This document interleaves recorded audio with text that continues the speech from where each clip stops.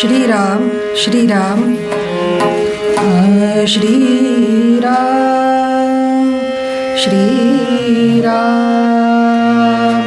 श्रीराम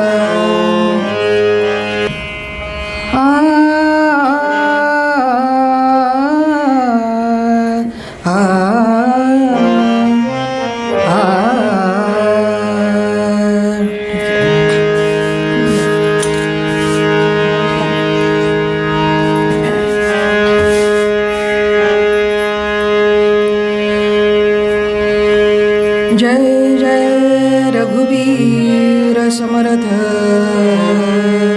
ब्रह्मानन्दं परमसुखदं केवलं ज्ञानमूर्तिं द्वन्द्वातीतं गगनसदृशं तत्त्वमस्यादिलक्ष्यम् एकन्नित्यं विमलमचलं सर्वधी साक्षिभूतं भावातीतं त्रिगुणरहितं सद्गुरुं तन्नमामि।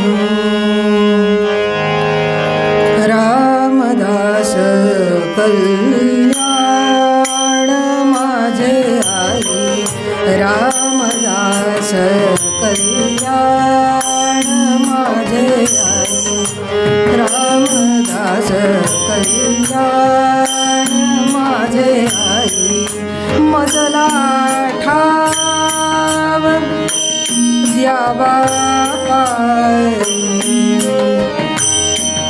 मजला ठाव द्यावा पायी, रामदास कल्याण माझे आई, रामदास कल्याण माझे आई।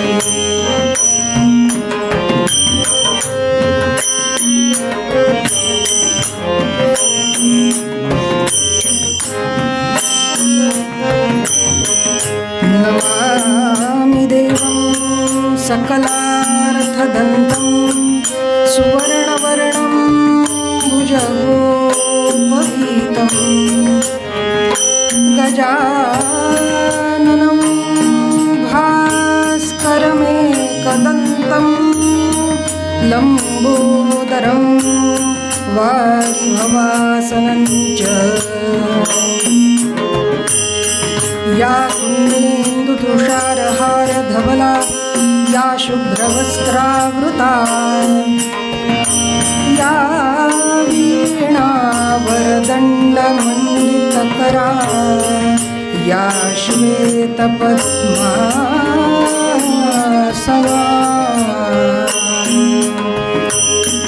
या ब्रह्माच्युतशङ्करप्रभृतिभिः देवैः सदा वन्दिता सा मां पातु सरस्वती भगवती निःशेष जाड्यापहा। गुरुर्ब्रह्मा गुरुर्विष्णु गुरुर्देवो महेश्वरः, गुरुसाक्षात् परब्रह्म तस्मै श्री गुरवे नमः। रामदास कल्याण माझे आई, मूकं करोति वाचालं पङ्गुं लङ्घयते गिरिं यत्कृपातमहं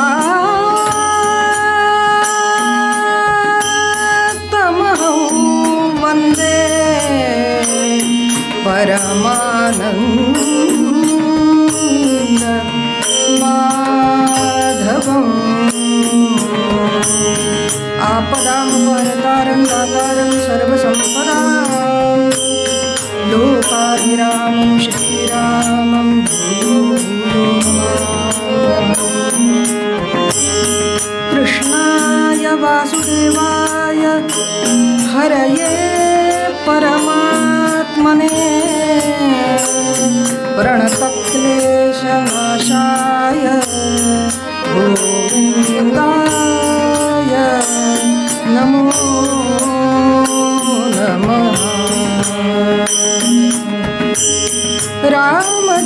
कल्याण माझे आई रामदास कल्याण माझे आई रामदास कल्याण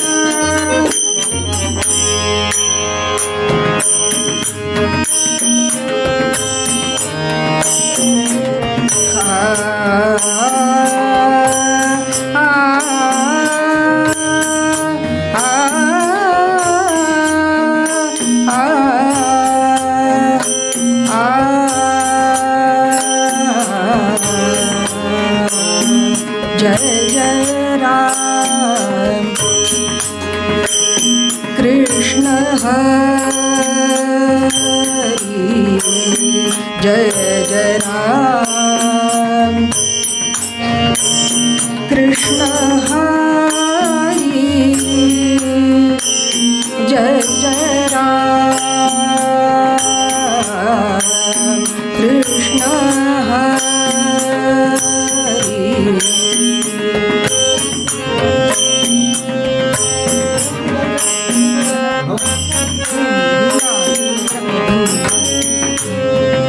जय जय राम कृष्ण हरी जय जय राम कृष्ण हरी गोवर्धन धर गोपाल नरत गोवर्धन धर गोपाल नरत गोवर्धन धर गोपाल नरत गोकुल संकटहारी राजा राम गोकुल संकटहारी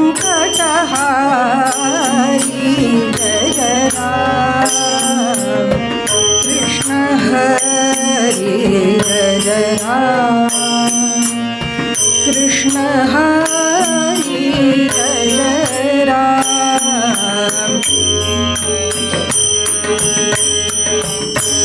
नवनीरद सम नवनीता प्रिया नवनीरद सम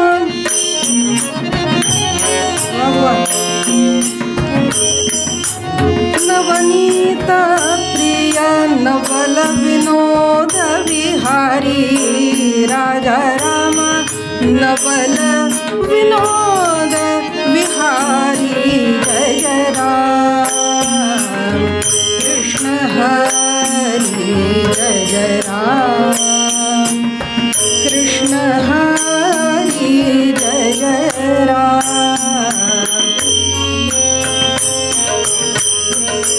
शरणागत दीना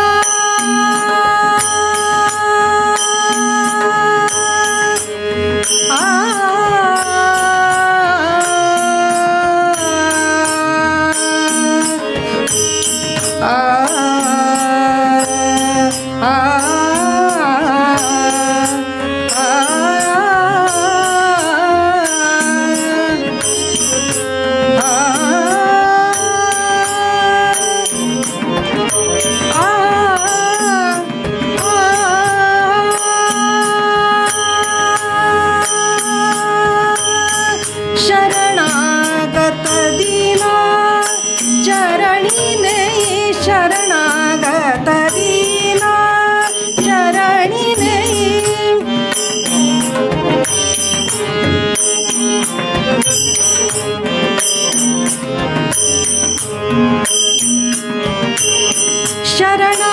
शरणागत दीना चरणी नहीं राम चरणी नहीं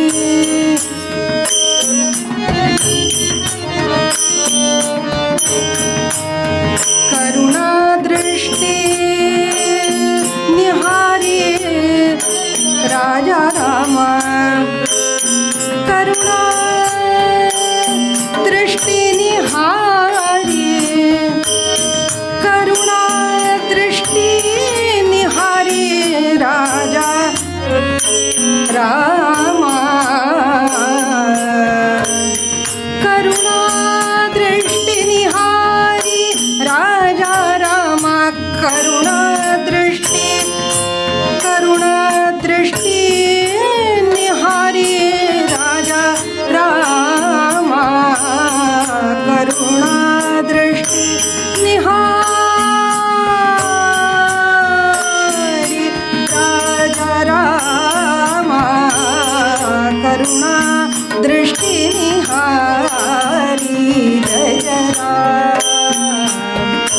कृष्ण हरी जय जय राम कृष्ण हरी जय जय राम कृष्ण हरी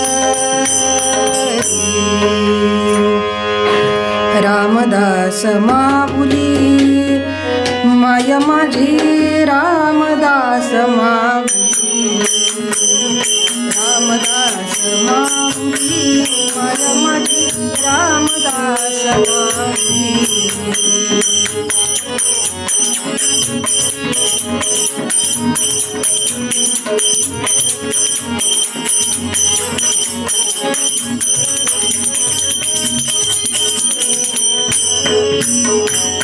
सच्चित सुख घन वरद प्रतापी सच्चित सुख घन वरद प्रतापी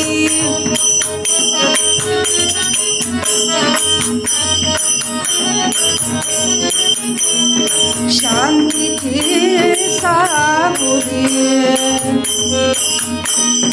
शांतीची सावली माय माझी शांतीची सावली माय माझी रामदास माऊली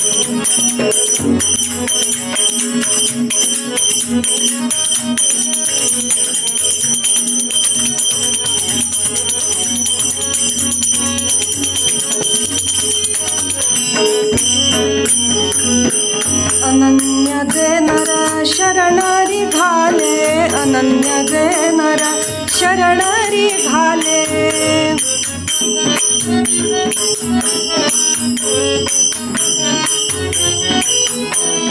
अनन्य जे नर शरणरी घाले अनन्य जे नर शरणरी घाले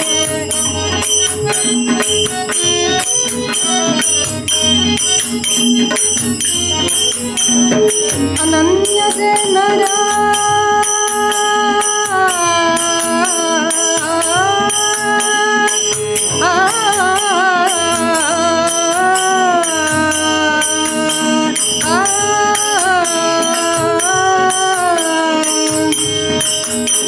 अनन्य जे नर शरणरी घाले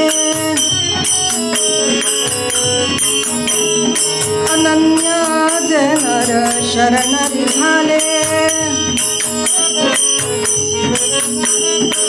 अनन्य जे नर शरणरी घाले तया लागी पावली माय माझी रामदास माऊली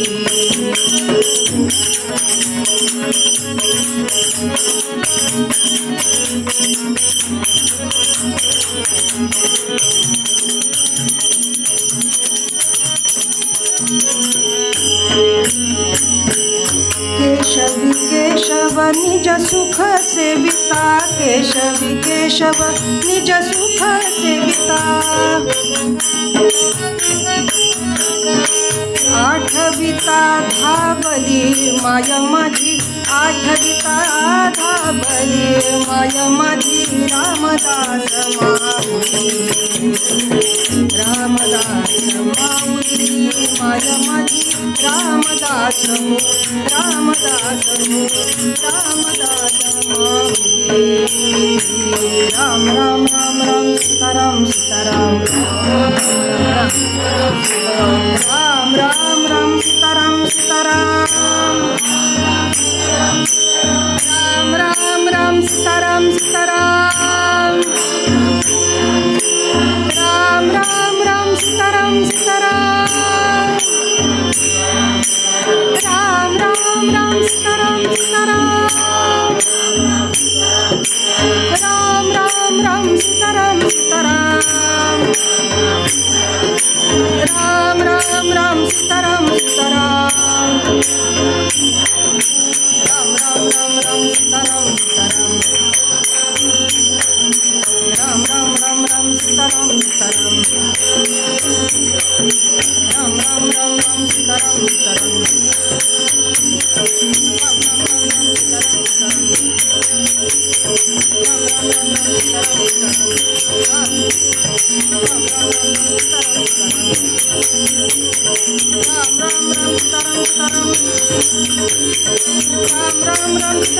सीताराम राम राम राम राम सीताराम सीताराम राम राम राम राम सीताराम सीताराम राजाधिराज रामचंद्र महाराज की महारुद्र हनुमान की राष्ट्रगुरु समर्थ रामदास स्वामी महाराज की सद्गुरु श्री ब्रह्म चैतन्य महाराज की पुंडलीक वरदा हरि विठ्ठल श्री ज्ञानदेव तुकाराम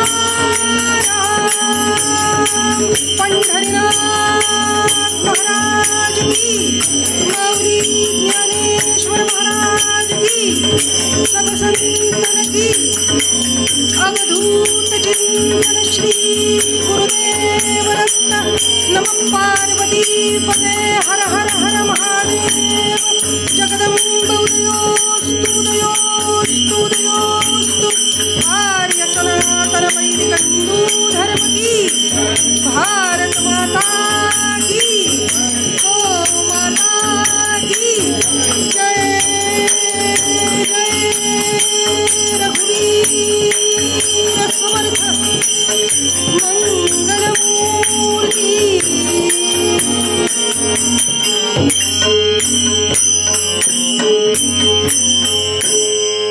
जय जय रघुवीर समर्थ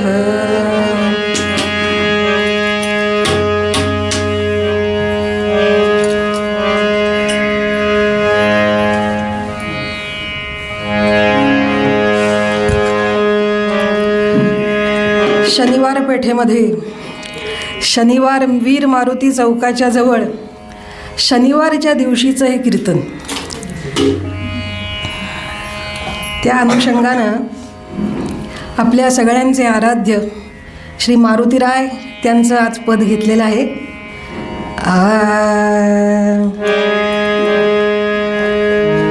कैवारी हनुमान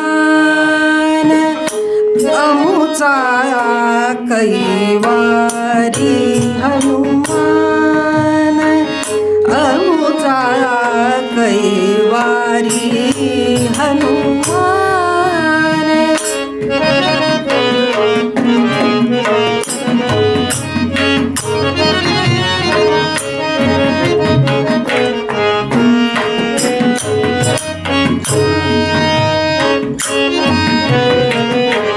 कैवारी हनुमान अमुचा पाठी असता तो जग जेठी पाठी असता तो जग जेठी वर कडकाय गुमान हनुमान वर कडकाय गुमान अमुचा कैवारी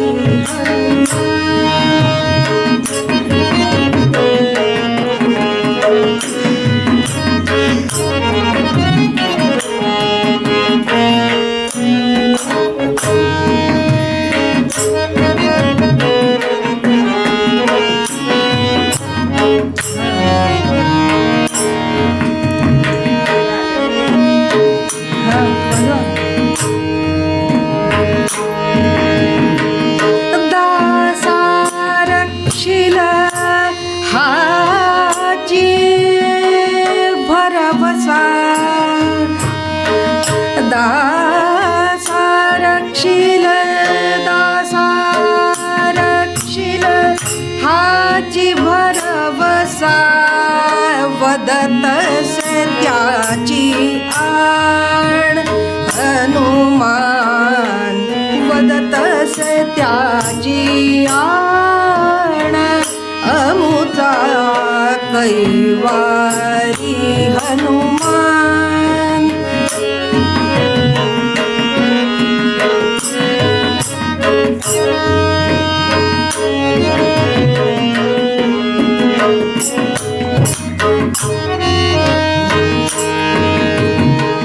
नित्य निरंतर रक्षे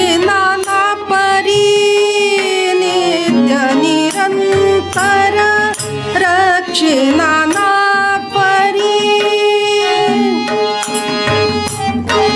धरुनिया अभिमान अमुचा धरुनिया अभिमान अमुचा कैवारी हनुमान अमुचा कैवारी हनुमान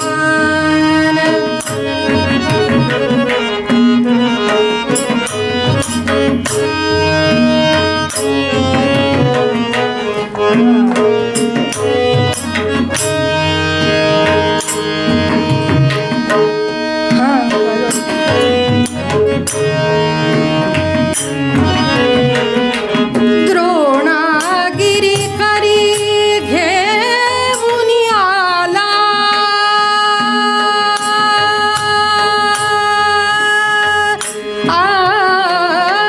द्रोणागिरी करी घेऊन आला लक्ष्मण प्राण निधान हनुमान लक्ष्मण प्राण निधान अमुचा कैवारी हनुमान अमुचा कैवारी हनुमान कैवारी हनुमान कैवारी हनुमान अमुचा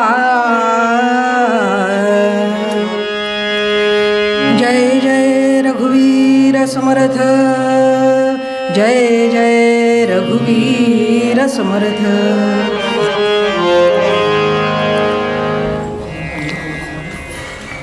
आजच्या कीर्तनाला श्री महाराजांच्या समोर सेवेला उभं राहताना अत्यंत आनंद होतो आहे.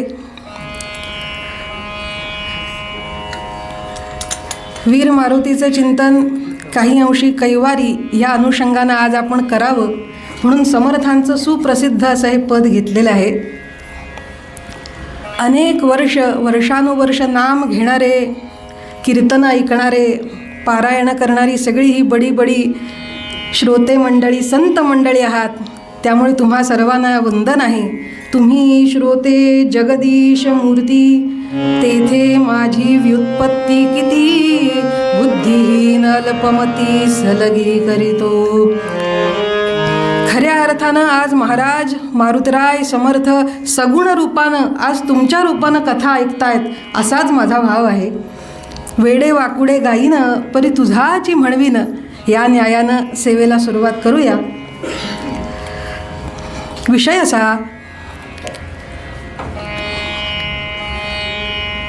जीव हा अल्पज्ञ आहे आणि या संसारामध्ये हा जीव अनेक रूप धारण करत करत करत करत करत भवसागरामध्ये गटांगळ्या खातोय. ही वस्तुस्थिती आहे. जीव म्हणजे कोण? तुम्ही आम्ही प्रत्येकजण, कीट पतंग मुंगी किडा डोंगळे सगळे हे जीव भवसागरात म्हणजे या संसारात कधी मांजर झाला, कधी कुत्रा झाला, कधी गाय झाला, असं होत होत किती जन्म आम्ही फिरलो. 84 लक्ष जन्म करीत करीत मनुष्याचा देह आज मिळाला. मग मनुष्याच्या देहात आल्यावर तरी स्वस्थता आहे का? तर तिथे सुद्धा सतत काही ना काहीतरी व्यग्रता म्हणा, काही ना काहीतरी संकट म्हणा, काही ना काहीतरी धाकधूक, काही ना काहीतरी भय, चिंता, शोक हे लागलेलेच आहेत पाठीशी. मग असं का आहे? याचं कारण जीवाचं आयुष्य हे 4 अवस्थांमध्ये सांगितलं. सगळ्यात पहिलं जनन म्हणजे जन्म घेणे, दुसरं संगोपन म्हणजे जन्म झाल्यानंतर आम्हाला आमचं संगोपन कुणीतरी करावं यासाठी अवलंबून राहायला लागतं. म्हणून जन्मजात बालकाला मातेचं दूध हे त्याच्या संगोपनाची व्यवस्था, संगोपन. तिसरी अवस्था सांगितली, जन्म घेतल्यानंतर संगोपन ज्यावेळी चालू आहे, पोषण ज्यावेळी सुरू आहे, त्यानंतर संरक्षणाची गरज पदोपदी भासते. मग अगदी लहान बाळ आई सारखी विचार करत असते, रांगायला लागलाय खरा, पण कुठेतरी मातीत तर हात घालणार नाही ना, उडी तर मारणार नाही ना, इकडे गरम खाली आमटी ठेवले, जायचं आणि पटकन पातेल्यात हात घालील. त्यामुळे त्याच्या संरक्षणाची धाकधूक आईला असते. संरक्षण हा असा जीवनाचा आयाम आहे की आपण प्रत्येकजण पदोपदी या संरक्षणाची अभिलाषा बाळगून आहोतच. कुणा ना कुणावर तरी संरक्षणासाठी अवलंबून आहोत. आज आपण इथे आनंदानं कथा करतोय कारण पोलीस स्टेशन व्यवस्थित कार्य करतायत. आपल्या भारताच्या सीमेवर तिथं जवान उभे आहेत. संरक्षणाचा आयाम सर्वत्र आहे. घरामध्ये प्रत्येक कुटुंबामध्ये आनंदी वातावरण आहे कारण संरक्षणाला तिथे वडील खंबीर आहेत, ती आई खंबीर आहे घरातली. तर संरक्षण हा आयाम. आणि चौथा जीवाच्या आयुष्याच्या आलेखातला आयाम म्हणजे मरण. हे असं चक्र अखंड सुरू आहे. आम्हाला काय वाटतं की आम्ही आमच्या कर्मानं सगळं करतो, आम्ही स्वतःचं पोषण करायला पात्र आहोत. 4 पैसे मिळवायला लागले की प्रत्येकाला असं वाटतं हां आता जाड जरा चेन करून घ्यावी, मोटरसायकल अशी धूमकन फिरवावी. वाटू शकतं, काही हरकत नाही, पण आम्हाला वाटतं आम्ही करतो, पण वास्तविकता ती खरी नव्हे. मग वास्तव काय आहे?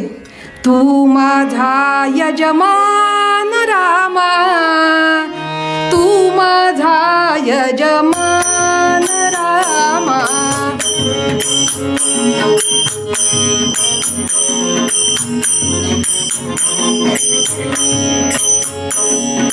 जननी जठरी रक्षियले मज,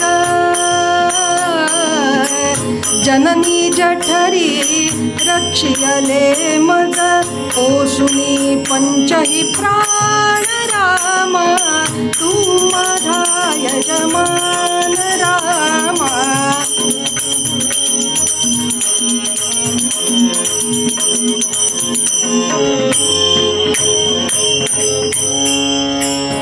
रामा तूच माझा यजमान. काय सांगितलं स्वामी महाराजांनी या पदात?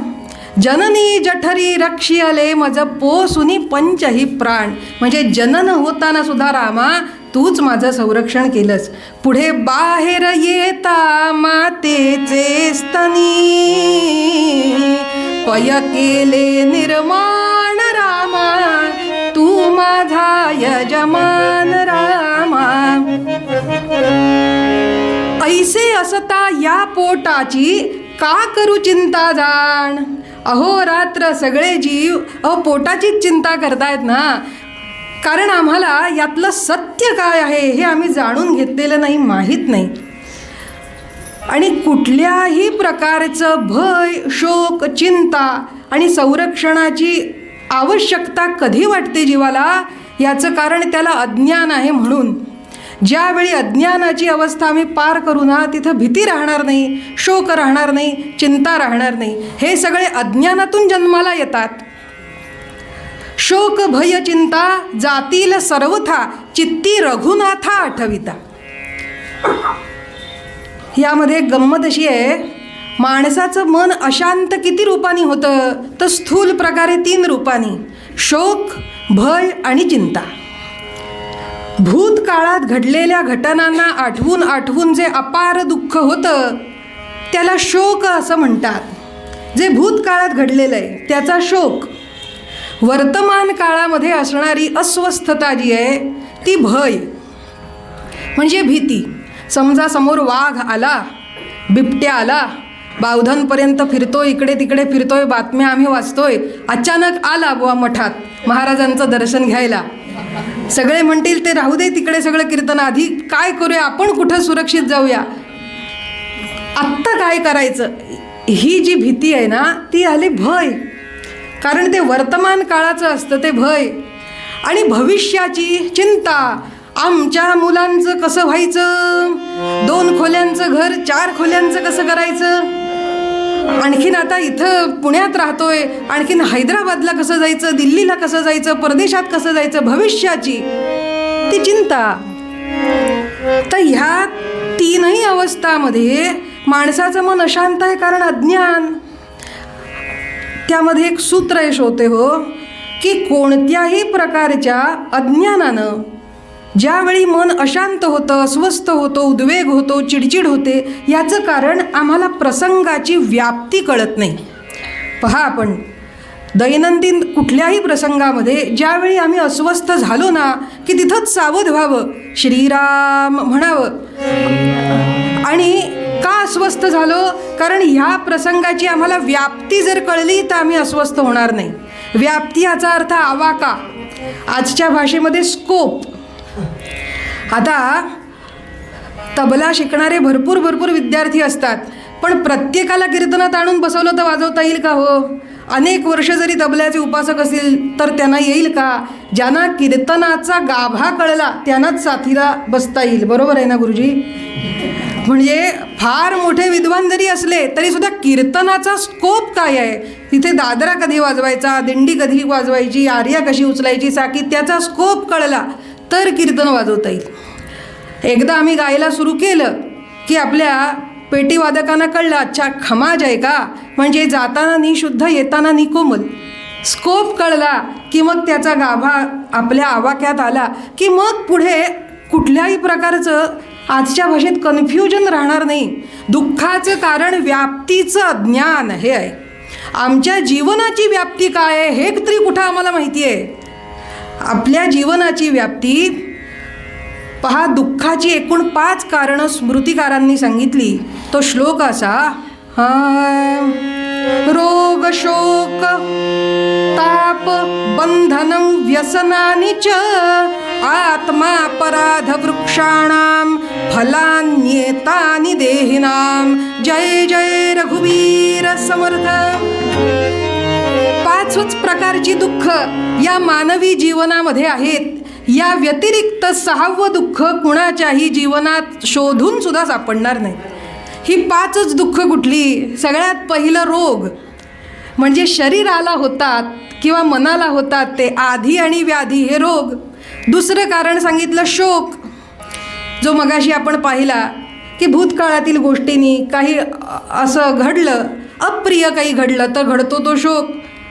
बंधनम, तिसरा सांगितला बंधनाचा त्याग, ताप, की बंधन याचा अर्थ संकुचित पद्धतीनं जीवाला जिथं गुंडाळलं जातं या प्रकृतीमध्ये, बंधन आणि मुक्ती. तर बंधन हे तिसरं दुःख. व्यसनानीच, व्यसन म्हणजे संकट. कधी कुठलं संकट येईल सांगता येत नाही, म्हणून ज्या वेळेला जीव ह्या प्रवासात जातोय, संकट हे 4थं कारण दुःखाचं. आणि 5वं कारण सांगितलं रोग शोक भवताप बंधन आणि व्यसन. व्यसन हे 5वं कारण. अशी एकूण 5 कारणं सांगितली ही दुःखाची आहेत. मग यातून आम्हाला सोडवणारं सदा सर्व काळ कोण आहे हो? कुणाच्या तरी आधाराशिवाय जीवन कसं बरं जायचं पुढे? या जीवनाची व्याप्ती आम्हाला समजावून सांगणारं कोण आहे? यावर शास्त्र असं उत्तर देतं की जो भक्त भगवंताचं अखंड नाम घेतो, भगवान म्हणाले, तेषाम अहम समुद्धरता मृत्यू संसार सागरात भवामी न चिरात पार्थ मय्या वेशित चेतसा. मग तू काय करशील पार्था? मय्येव मन आधत्स्व, माझ्याच ठिकाणी मन ठेव. मयी बुद्धी निवेशय निवसिष्यसि मय्येव अत ऊर्ध्वन न संशयः. भगवान भक्तांचं रक्षण करायला तत्पर आहेत. आर्येत पंत सुंदर सांगतात एका ठिकाणी, श्रीराम भरत लक्ष्मण, श्रीराम भरत लक्ष्मण शत्रुघ्न महाकृपाळु हो पावा. पावा म्हणजे बेकरीतला पाव नव्हे, पावा, प्रसन्न व्हा माझ्यावर, माझी सुरक्षा करा, प्रसन्न व्हा. श्रीराम भरत लक्ष्मण शत्रुघ्न महाकृपाळु हो पावा. ओ पावा अभय कर प्रणती दीनी न सुज्ञ को पावा. ओ पावा म्हणजे द्यावा, माझ्यावरती अभय कर ठेवावा. अभय म्हणजे भयभीती जी आहे ना या संसारातली, त्यापासून माझी सुटका करून तुमचा वरद हस्त माझ्या मस्तकी ठेवावा. तिथं अभयाची कामना पंतांनी केली. अहो, आपल्याला पुराणात इतकी उदाहरणं सापडतात की आम्ही संरक्षणासाठी निश्चितच भगवंतावर अवलंबून आहोत, यात काही एक शंका नाही. दीन को दयाल छांड, हे गोविंद राखो शरण, हे गोविंद राखो शरण. अब तो जीवन हारे, अब तो जीवन हारे. अजामिल गिध व्याध, इनको संग कौन साध. पंछी को पढ़ा पढ़ात, गणिका सितारे. हे गोविंद राखो शरण, हे गोविंद राखो शरण.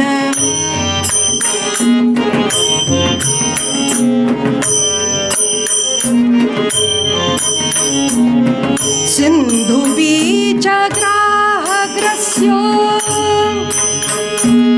लक्ष द्या, या पदात उदाहरणं सांगितली एक एक एक एक एक एक. कुठे कुठे भगवंतानं रक्षण केलं, तर त्या सिंधूमध्ये मगरीनं पाय धरला. कुणाचा धरला? कुणाचा पाय धरला मगरीनं? गजेंद्राचा. सिंधू बीच ग्राहग्रस्यो. दुसरं उदाहरण सांगितलं, दुःशासन चिरखस्यो. दुःशासनानं कुणाच्या निरीला हात घातला? द्रौपदीच्या. तिथं कुणी वाचवलं यांना? सिंधू बीच ग्राहग्रस्यो, दुःशासन चिरखस्यो. सभा बीच कृष्ण कृष्ण, द्रौपदी पुकारी, द्रौपदी पुकारी. हे गोविंद राखो शरण, हे गोविंद राखो शरण, गोविंद राखो शरण. अब तो जीवन हारे, अब तो जीवन हारे, अब तो जीवन हारे. या सगळ्यांचं रक्षण भगवंतांनी आपल्या दिलेल्या वचनाप्रमाणे त्या त्या ठिकाणी केलेलं आहे. भवाच्या भये काय भीतोस लंडी, धरी रे मना धीर धाकासी सांडी. रघुनायका सारिखा स्वामी शिरी, नुपेक्षी कदा कोपल्या दंडधारी. जय जय रघुवीर समर्थ. समर्थांनी श्लोक सांगितला की जिथे जिथे तुम्हाला संरक्षणाची गरज भासेल ना पदोपदी, तिथे अहो दंडधारी राम आहेत की त्याला पाहता प्रत्यक्ष काळ सुद्धा पोटी थरारतो. मग कशाला भीती बाळगायची रामभक्तांनी? एकानं विचारलं समर्थांना, का हो महाराज, अहो जसं भगवान गोपाल कृष्णाने आपापल्या भक्तांचं जिथे जिथं संरक्षण केलं, भगवान महाविष्णू प्रगट झाले गजेंद्राकरता, तसं प्रत्यक्ष राम सुद्धा येतात का भक्तांचं रक्षण करायला? राम जसा कोदंडधारी वर्णन केलं त्याप्रमाणे रामबाण हा भक्ताच्या संरक्षणासाठी प्रत्यक्ष असतो का? समर्थ म्हणाले, अहो फार भोळे आहात तुम्ही. याचं कारण राम राजे आहेत. राजाला जर प्रत्यक्ष शस्त्र उचलायला लागलं तर मग इतरांची ती काय गत? मग रामभक्तांचं काय होतं? त्यांचं संरक्षण कोण करतं? स्वधामासी जाता महाराम राजा, हनुमंत तो ठेविला याची काजा. सदा सर्वदा रामदासांसी पावे, खळी गांजिता ध्यान सांडो निधावे. जय जय रघुवीर समर्थ. ज्यावेळी प्रभू रामराय आपल्या साकेतपुराला ह्या अयोध्या नगरीला घेऊन ज्यावेळी आपल्या निजधामाला निघाले ना, तो प्रसंग असा होता की रामांनी समिधा घेतल्या अशा दोन्ही हातात आणि धोतर आणि उपर्ण परिधान केलं, सगळे वस्त्र आणि अलंकार काढले आणि चालत चालत रामराय शरयू तीराकडे निघाले. सगळेजण रडायला लागले, नका हो जाऊ प्रभो, 10,000 वर्ष आपण राज्य केलं, सुख सुख सुख म्हणजे काय ते ह्या पृथ्वी तलानं पाहिलं रामराज्यात, आता नका नका, हा वियोग आम्हाला सहन नाही होणार, आम्ही येतो तुमच्याबरोबर. त्यावर प्रभू काय म्हणाले की तुम्हाला ज्यांना ज्यांना माझ्याबरोबर यायचं आहे ना मोक्षधामाला, सगळ्यांनी माझ्या पाठोपाठ शरयूमध्ये उड्या टाका, मी सगळ्यांना घेऊन जातो. पुरी वाहिली सर्व जेणे विमानी. मग रामराय म्हणाले सगळ्यांनी या. म्हटल्यावर सगळ्यात पहिला नंबर लावला कोणी तर सुग्रीव महाराजांनी. त्यांनी अंगदाला राज्य दिलं आणि म्हणाले प्रभो मी आलोच तुमच्याबरोबर. पण हे सगळे सगळे सगळे करता करता मारुतराय हात जोडून उभे होते, म्हणाले प्रभो मला कधी आज्ञा देणार शरयूत उडी मारायची. प्रभू काय म्हणाले, तुम्ही आमच्याबरोबर येऊ नका, तुम्ही इथंच राहा. मारुतराय म्हणतात काय इथंच राहायचं, तुमचा वियोग, तुमच्या पायांचा वियोग मला सहन नाही होणार प्रभो, इथंच राहायचं मी, असं कसं. त्यावर रामप्रभू म्हणाले हनुमान माझं तुझ्यावरती एक दायित्व देणं आहे, मी आज तुला एक दायित्व देतो. ते कुठलं की जे जे माझे नाम घेणारे भक्त आहेत ना त्यांना जर कुठे कधी काय अडचण आली तर त्यांना वाचवण्याचं कार्य तुझं आहे. म्हणून मारुतराय काय करतात, जिथे जिथे जो कोणी नाम घेतो त्याच्याजवळ ते राहतात. मारुतरायांना सदा सर्वदा काय प्रिय आहे, फक्त रामकथा प्रिय आहे आणि रामनाम प्रिय आहे. ज्यावेळी अयोध्येच्या राम मंदिरासाठी आंदोलनं झाली ना, फार जुनी गोष्ट 30-30 वर्षापूर्वी असं ऐकलेलं आहे की त्या कारसेवकांना सुद्धा अनेक अनुभव आले की आमची सुरक्षा मारुतरायांनी केली. हे मारुतीराय आपल्याला रोग शोक भय ताप संकट हो या सगळ्या सगळ्या सगळ्या प्रकारच्या विवंचनेतून पार काढायला समर्थ आहेत. फक्त आपण काय केलं पाहिजे तर नाम घेतलं पाहिजे. कारण मारुतरायांचं नाव काय आहे, संकट मोचन. संकट ते हनुमान छुडावे, मन क्रम वचन ध्यान झुलावे. संकट ते हनुमान छुडावे, मन क्रम वचन ध्यान झुलावे. सब पर राम तपस्वी राजा, जिनके काज सकल तुम साजा. जय जय जय हनुमान गोसाई, कृपा करहु गुरुदेव की नाई. महारुद्र हनुमान की कृपा करहु गुरुदेव की नाही. आणि म्हणून आज आपण ज्यांच्या ह्या सभांगणामध्ये बसलेलो आहोत हे श्री महाराज दुसरे तिसरे कोणी नसून महारुद्र जे मारुती रामदास. कली माझी ते जाहले रामदास, जना उद्धराया पुन्हा जन्म घेती. नमस्कार त्या ब्रह्मचैतन्य मूर्ती सद्गुरुनाथ महाराज की.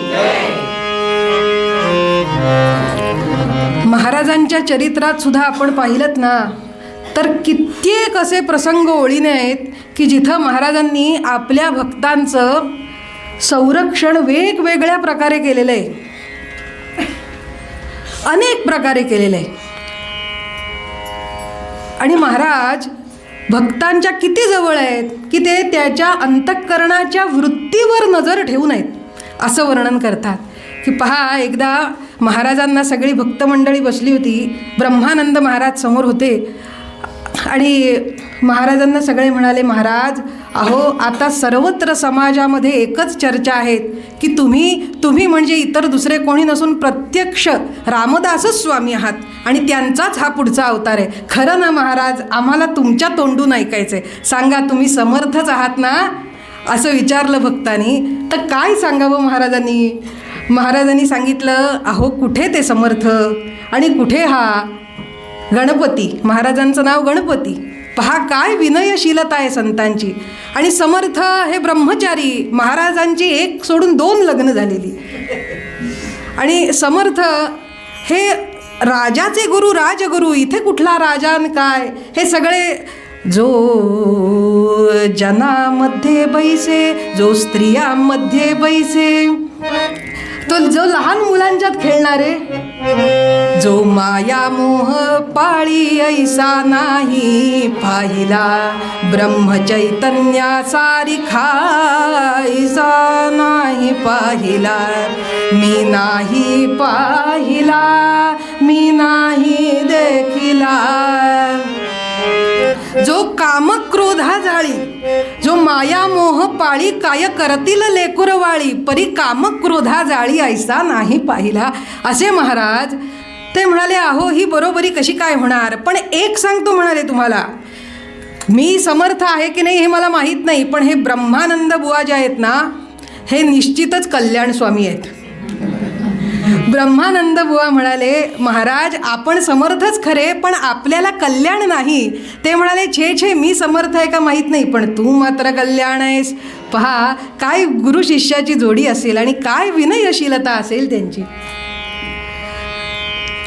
असा हा समर्थांचा पुढचा अवतार म्हणजेच प्रत्यक्ष मारुतीरायाचाच अवतार म्हणजे आपले महाराज आहेत, जे भक्तांचं रक्षण करायला समर्थ आहेत. एकदा दोन मंडळी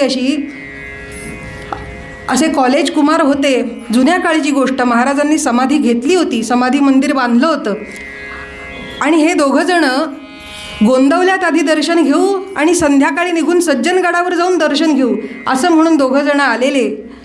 गोंदवल्यात दर्शन घेतलं, संध्याकाळची आरती झाली आणि आरती झाल्यावर आता शेवटच्या एसटीनं निघायचं असं ठरलं.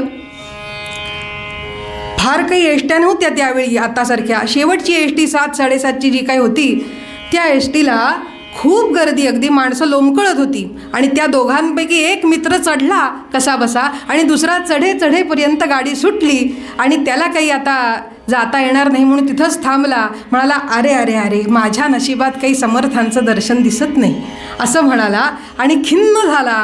आता कुठं जायचं, तर पुन्हा मठातच आता राहायला निवासाची सोय बघूया म्हणून तो समाधी मंदिरात आला आणि मन असं व्याकुळ झालं होतं. माझा मित्र तर गेला समर्थांच्या दर्शनाला, का हो समर्थ मला नाही का बोलवलं तुमच्याकडे, असा खिन्न झाला होता.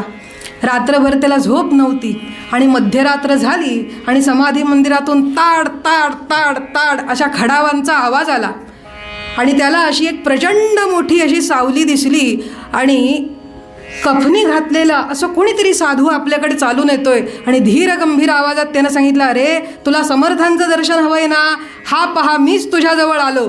असं म्हटल्यावर तो आवाज ऐकला, खडावांचा आवाज ऐकला, तो असा एक दिव्य गंध त्यानं घेतला आणि तो सगळं ते वातावरण पाहून जो घाबरला त्यानं धूम ठोकली. आणि दुसऱ्या दिवशी अरे अरे थांब थांब थांब म्हणत महाराज त्याच्या मागे जात होते. दुसऱ्या दिवशी सगळ्यांना हा प्रसंग सांगितल्यावर मंडळी म्हणाली, अरे समर्थ तुला दर्शन द्यायला आले तर तूच त्यांना घाबरलास. सगळ्या भीतीपासून सुटका करणारे समर्थ तुझी भीती घालवायला आले तर त्यांना घाबरून बसलास होय. जय जय रघुवीर समर्थ. सांगण्याचं तात्पर्य असं, कैवारी हनुमान अमुचा कैवारी हनुमान, पाठी असता तो जगजेठी वरकड काय गुमान.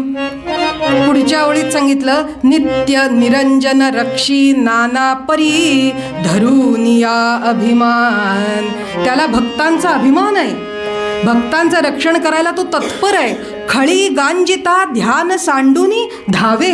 अहो रामध्यान सुद्धा सांडून भक्तांच्या रक्षणासाठी मारुतीराय धावायला तत्पर आहेत. पुढच्या चरणात म्हणाले, दासा रक्षिल हाची भरवसा.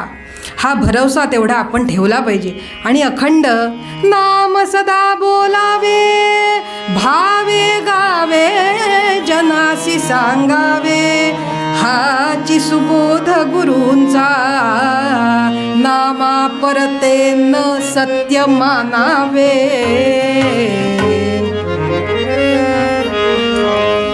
एकदा गोंदवल्यामध्ये गंमत अशी झाली, विषय असा की संरक्षणाचा चाललाय की कोणाची वासना कधी कुठे कुणाकडे फिरेल सांगू शकत नाही. आम्हाला वाटतं आम्ही अखंड नाम घेतोय, पण आमची अंतःवृत्ती कुठे धावेल सांगता येतंय का. तर एकदा गंमत अशी झाली, एका स्त्रीला पिशाच्यानं झपाटलं होतं आणि त्या स्त्रीला घेऊन महाराजांकडे मंडळी आली. म्हणाले, महाराज अहो आता पहा बया, ह्या स्त्रीला झपाटलंय, ही अशी कृश झालेली आहे अगदी आणि अदवा तद्वा काही बडबडते, आता तुम्हीच हिचं काही ते भूत उतरवा, आता तुमच्याशिवाय काही आम्हाला थारा नाही. महाराजांनी तिच्याकडे पाहिलं आणि म्हणाले, अरे 1-2 नव्हे 15-20 पिशाच्च हिच्या देहात ये जा करतायत, असं महाराज म्हणाले. मग आता काय करायचं? आणि कधीही अशी पिशाच्च बाधा झालेली मंडळी आली ना की महाराज सांगायचे की त्यांना मारुतीच्या देवळामागे बांधा, मी येतो. म्हणून मारुतीच्या देवळात त्यांची व्यवस्था करायचे. तर त्या स्त्रीला तिथं असं नेलं धरून आणि महाराज गेले आणि तिला विचारलं, कोण आहेस तू, बोल. तिला म्हणजे तिच्या आतील पिशाच्याला विचारलं, कोण आहेस तू, बोल. तर ते पिशाच्च बोलू लागलं त्याच्या आवाजात, अरे गोसावड्या, पूर्वी नदीच्या पुलावरून चालत जात असताना माझी आणि तुझी नजरभेट झाली होती, विसरलास की काय, असं त्या पिशाच्यानं सांगितलं. महाराज म्हणाले, बरं बरं, आणि तुझ्याबरोबर आहेत ते कोण आहेत? त्यांनी आपापली काही ती ओळख सांगितली. म्हणाले, कशाला या झाडाला धरलंय, सोडा हिला, असं महाराज म्हणाले, सोडा हिला. त्यावरती मंडळी म्हणाली, नाही सोडणार, कारण हे पिशाच्च वगैरे असतात की नाही, त्यांच्या राहिलेल्या वासना पूर्ण करण्यासाठी कुठल्या तरी देहाचा आधार घेतात. हा देह म्हणजे सामान्य नव्हे, या देहात येऊन आपल्याला अनेक गोष्टी करण्याचं सामर्थ्य प्राप्त होतं. ज्यांच्याकडे हा देह नाही ना त्यांना त्या देहाची किंमत कळते, म्हणून ते दुसऱ्याच्या देहाचा आधार घेतात वासनापूर्तीसाठी. ते म्हणाले, 15-20 जण तुम्ही ये जा करता, झाडाला सोडायचं, तुम्ही माझ्याकडे मागा, तुम्हाला जे हवं ते मी देईन, काय हवंय तुम्हाला ते सर्वानुमते काय ते मागा, असं महाराजांनी त्या पिशाच्यानं सांगितलं. आणि त्या सगळ्या पिशाच्याने काही तो विचार विनिमय केला आणि म्हणाले, आता मागूया. मग त्यांनी महाराजांकडे काय मागितलं तर म्हणाले, महाराज आम्हाला कांदा भजी हवी आहे. काय मागितलं बघा, देणारे एवढे बसलेले आहेत अनंत कोटी ब्रह्मांड नायक, पण मागणाऱ्याची वृत्ती काय झाली, महाराज कांदा भजी हवी आहे. महाराज म्हणाले, देतो, पण 1 मासाचा अवधी देईन, त्यानंतर झाडाला कायमचं सोडायचं. ठीक आहे म्हणाले. म्हणून प्रसंग असा झाला, महाराजांनी हरमभट नावाचा एक व्यक्ती होता, त्याला सांगितलं, हरमभट बघा आपल्या मठातनं 5 पायली कांदे न्यायची. 5 पायली म्हणजे किती हो, हां किती, म्हणजे 10 किलो ना, 10 किलो कांद्याचं पोतं दिलं. न्यायचे, कुठे न्यायचे, भजी कुठं करायची, अशी घरात, स्वयंपाकघरात का घराच्या बाहेर? छेछे म्हणाले, घराच्या बाहेर नाही, पार नदीच्या पलीकडे ओढ्याजवळ जायचं भजी करायला. आणि तिथं मोठा चुला मांडला, 3 धोंडे ठेवले, भरपूर ते काय 10-15 लिटर तेल ओतलं, एकीकडे बेसन कालवलं, सगळे कांदे सकाळपासून तो चिरतोय, हरमभट डोळ्यातून पाणी येतं आहे. आणि इतक्यात चिरता चिरता सगळ्या त्या भज्या वगैरे तयार झाल्या आणि त्या स्त्रीला तिथं बोलवलं आणि तिनं दोन्ही हाताने बकाबक बकाबक ती सगळी 10 किलोची भजी फस्त केली. संध्याकाळ झाली. आता ओढ्यावर हा ते सगळं तेल वगैरे उरकून भांडी बिंडी घासून मठाकडे यायला निघाला. इतक्यात पहा, म्हणजे महाराजांनी सुद्धा सांगितलं, जर कुणाला हे असं काही भजी वगैरे खायचं असेल ना, तिकडे पार लांब ओढ्याकडे जायचं. पण आता जर आम्हाला वाटलं एखाद्या कुठल्या पिशाच्याला खावी भजी, तर कुठे जायची गरज नाही, कोपऱ्यावरती त्यांची व्यवस्था आहे का नाही, कोपऱ्यावर व्यवस्था आहे. तसं पूर्वी नव्हतं. आणि तो एवढा धूर झालेला सगळा त्या भजीचा, तो भांडी घासतोय, कढई धुतोय. इतक्यात एक मनुष्य आपलं कामकाज आटोपून संध्याकाळी घराकडे निघालेला. त्यानं पाहिलं, हरमभट इथं कुठं ओढ्याकडे, काय हे कुठली भांडी घासताय? तर हरमभट म्हणाले, काय सांगू तुम्हाला हो, महाराज पण असं आहेत ना, एकेकाच्या अशा इच्छा भागवतात.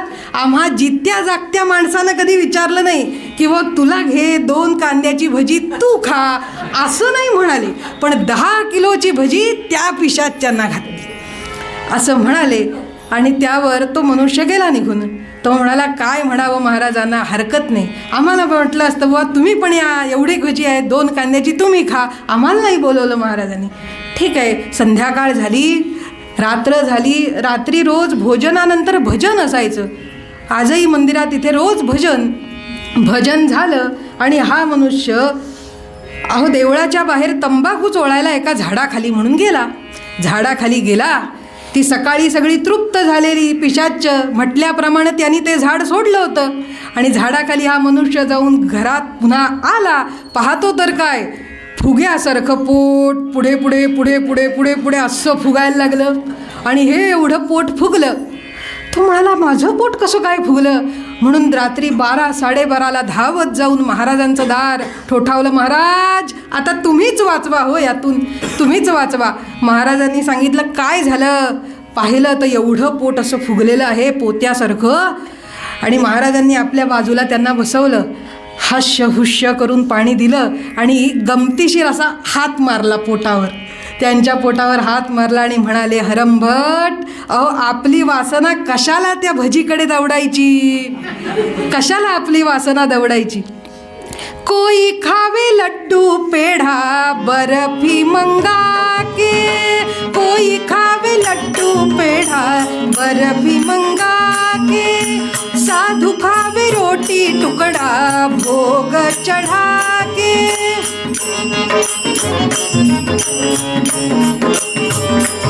बघा, भरपूर दुपारी जेवण झालं.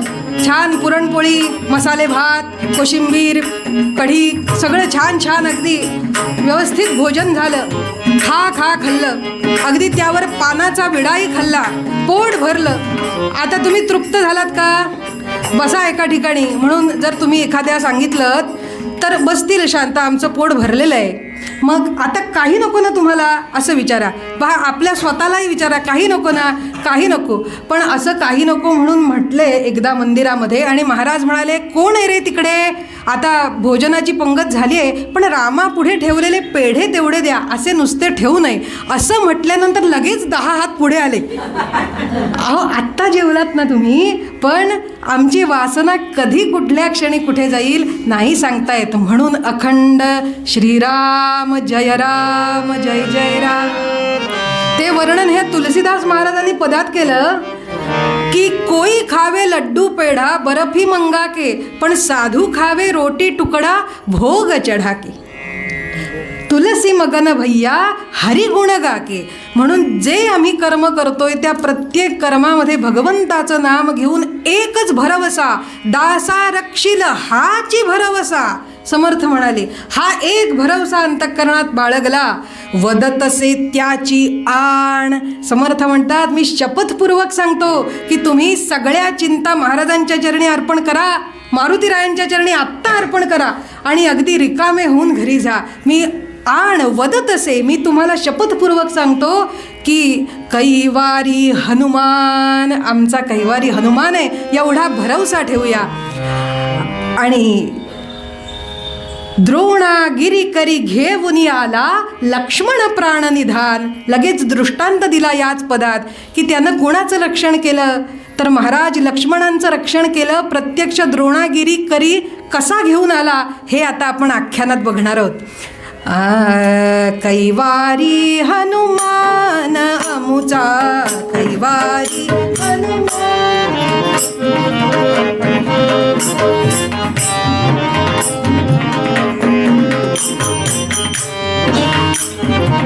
दासा रक्षिल हाची भरवसा, दासा रक्षिल.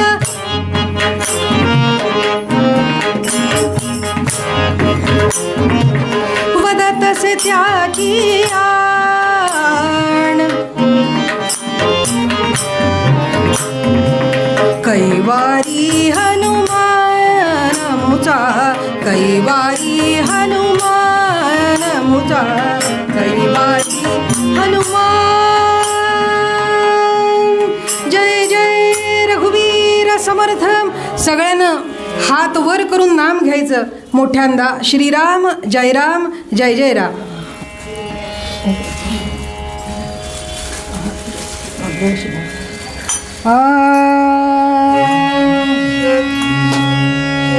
श्रीराम जय राम जय जय राम. श्रीराम जय राम जय राम जय जय राम. ऐका ऐका ऐका, नामदेव महाराजांनी कीर्तनाची परंपरा सांगितली की कीर्तनात नाम कसं घ्यायचं. की आपण घरी घेतो तसं घ्यायचं का, की मनातल्या मनात पुटपुटतो तसं घ्यायचं का, कशी टाळी अंदाज घेऊन वाजवायची का, टाळी कशी वाजवायची त्याचं प्रमाण आहे. वरते करा कर दोन्ही, हे दोन्ही हात वर करायचे. पताकांचे अनुसंधानी, किती वर करायचे, असे असे असे असे असे असे असे कितपर्यंत वर करायचे.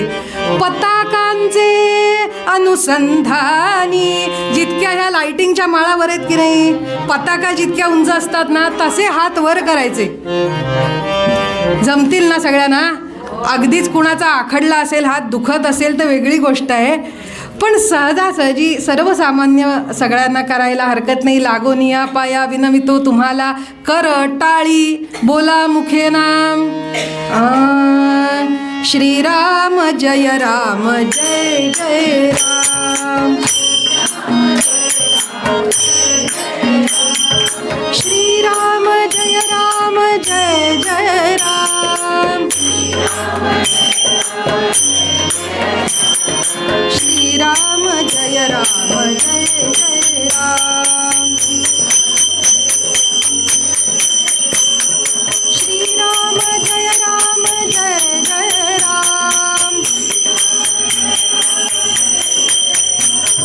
श्रीराम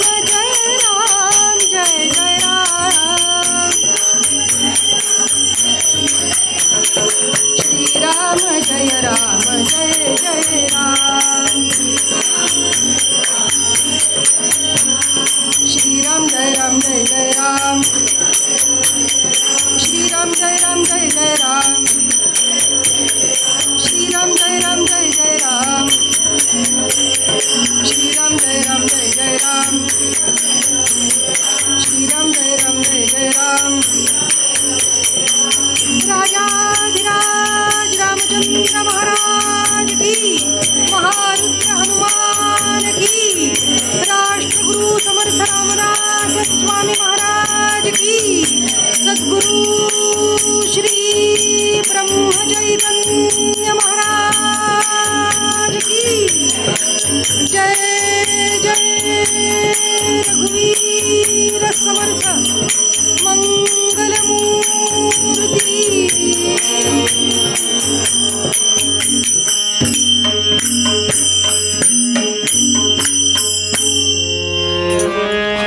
हे मारुतीराय सर्वत्र व्याप्त आहेत. सगुण देहात तर ते निश्चितच आहेत. चंद्र सूर्य असेपर्यंत, सृष्टी असेपर्यंत आकल्प मारुतीराय या पृथ्वी तलावर राहतात आणि भक्तांचं रक्षण करतात.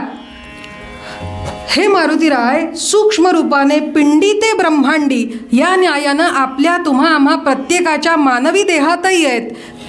त्यात त्यांचं स्वरूप कुठलं तर ते सांगितलं प्राण. आपण जो श्वास घेतोय ना, ज्याच्या आधारे आपण नाम घेतो तो प्राण म्हणजे या देहातला मारुती आहे. आत हृदयस्थ असणारा परब्रह्म परमात्मा म्हणजे राम आहेत. आणि आमचा प्राण कोण आहे? महाप्राण मारुती. त्याचा आचार्यांनी एक श्लोक असा सांगितला, प्राणे नांभावसी भूयः पिबती पुनरसा वन्नमशनाती तत्र. याचा अर्थ असा, ह्या शरीरामध्ये प्राणाचेही 5 प्रकार होतात.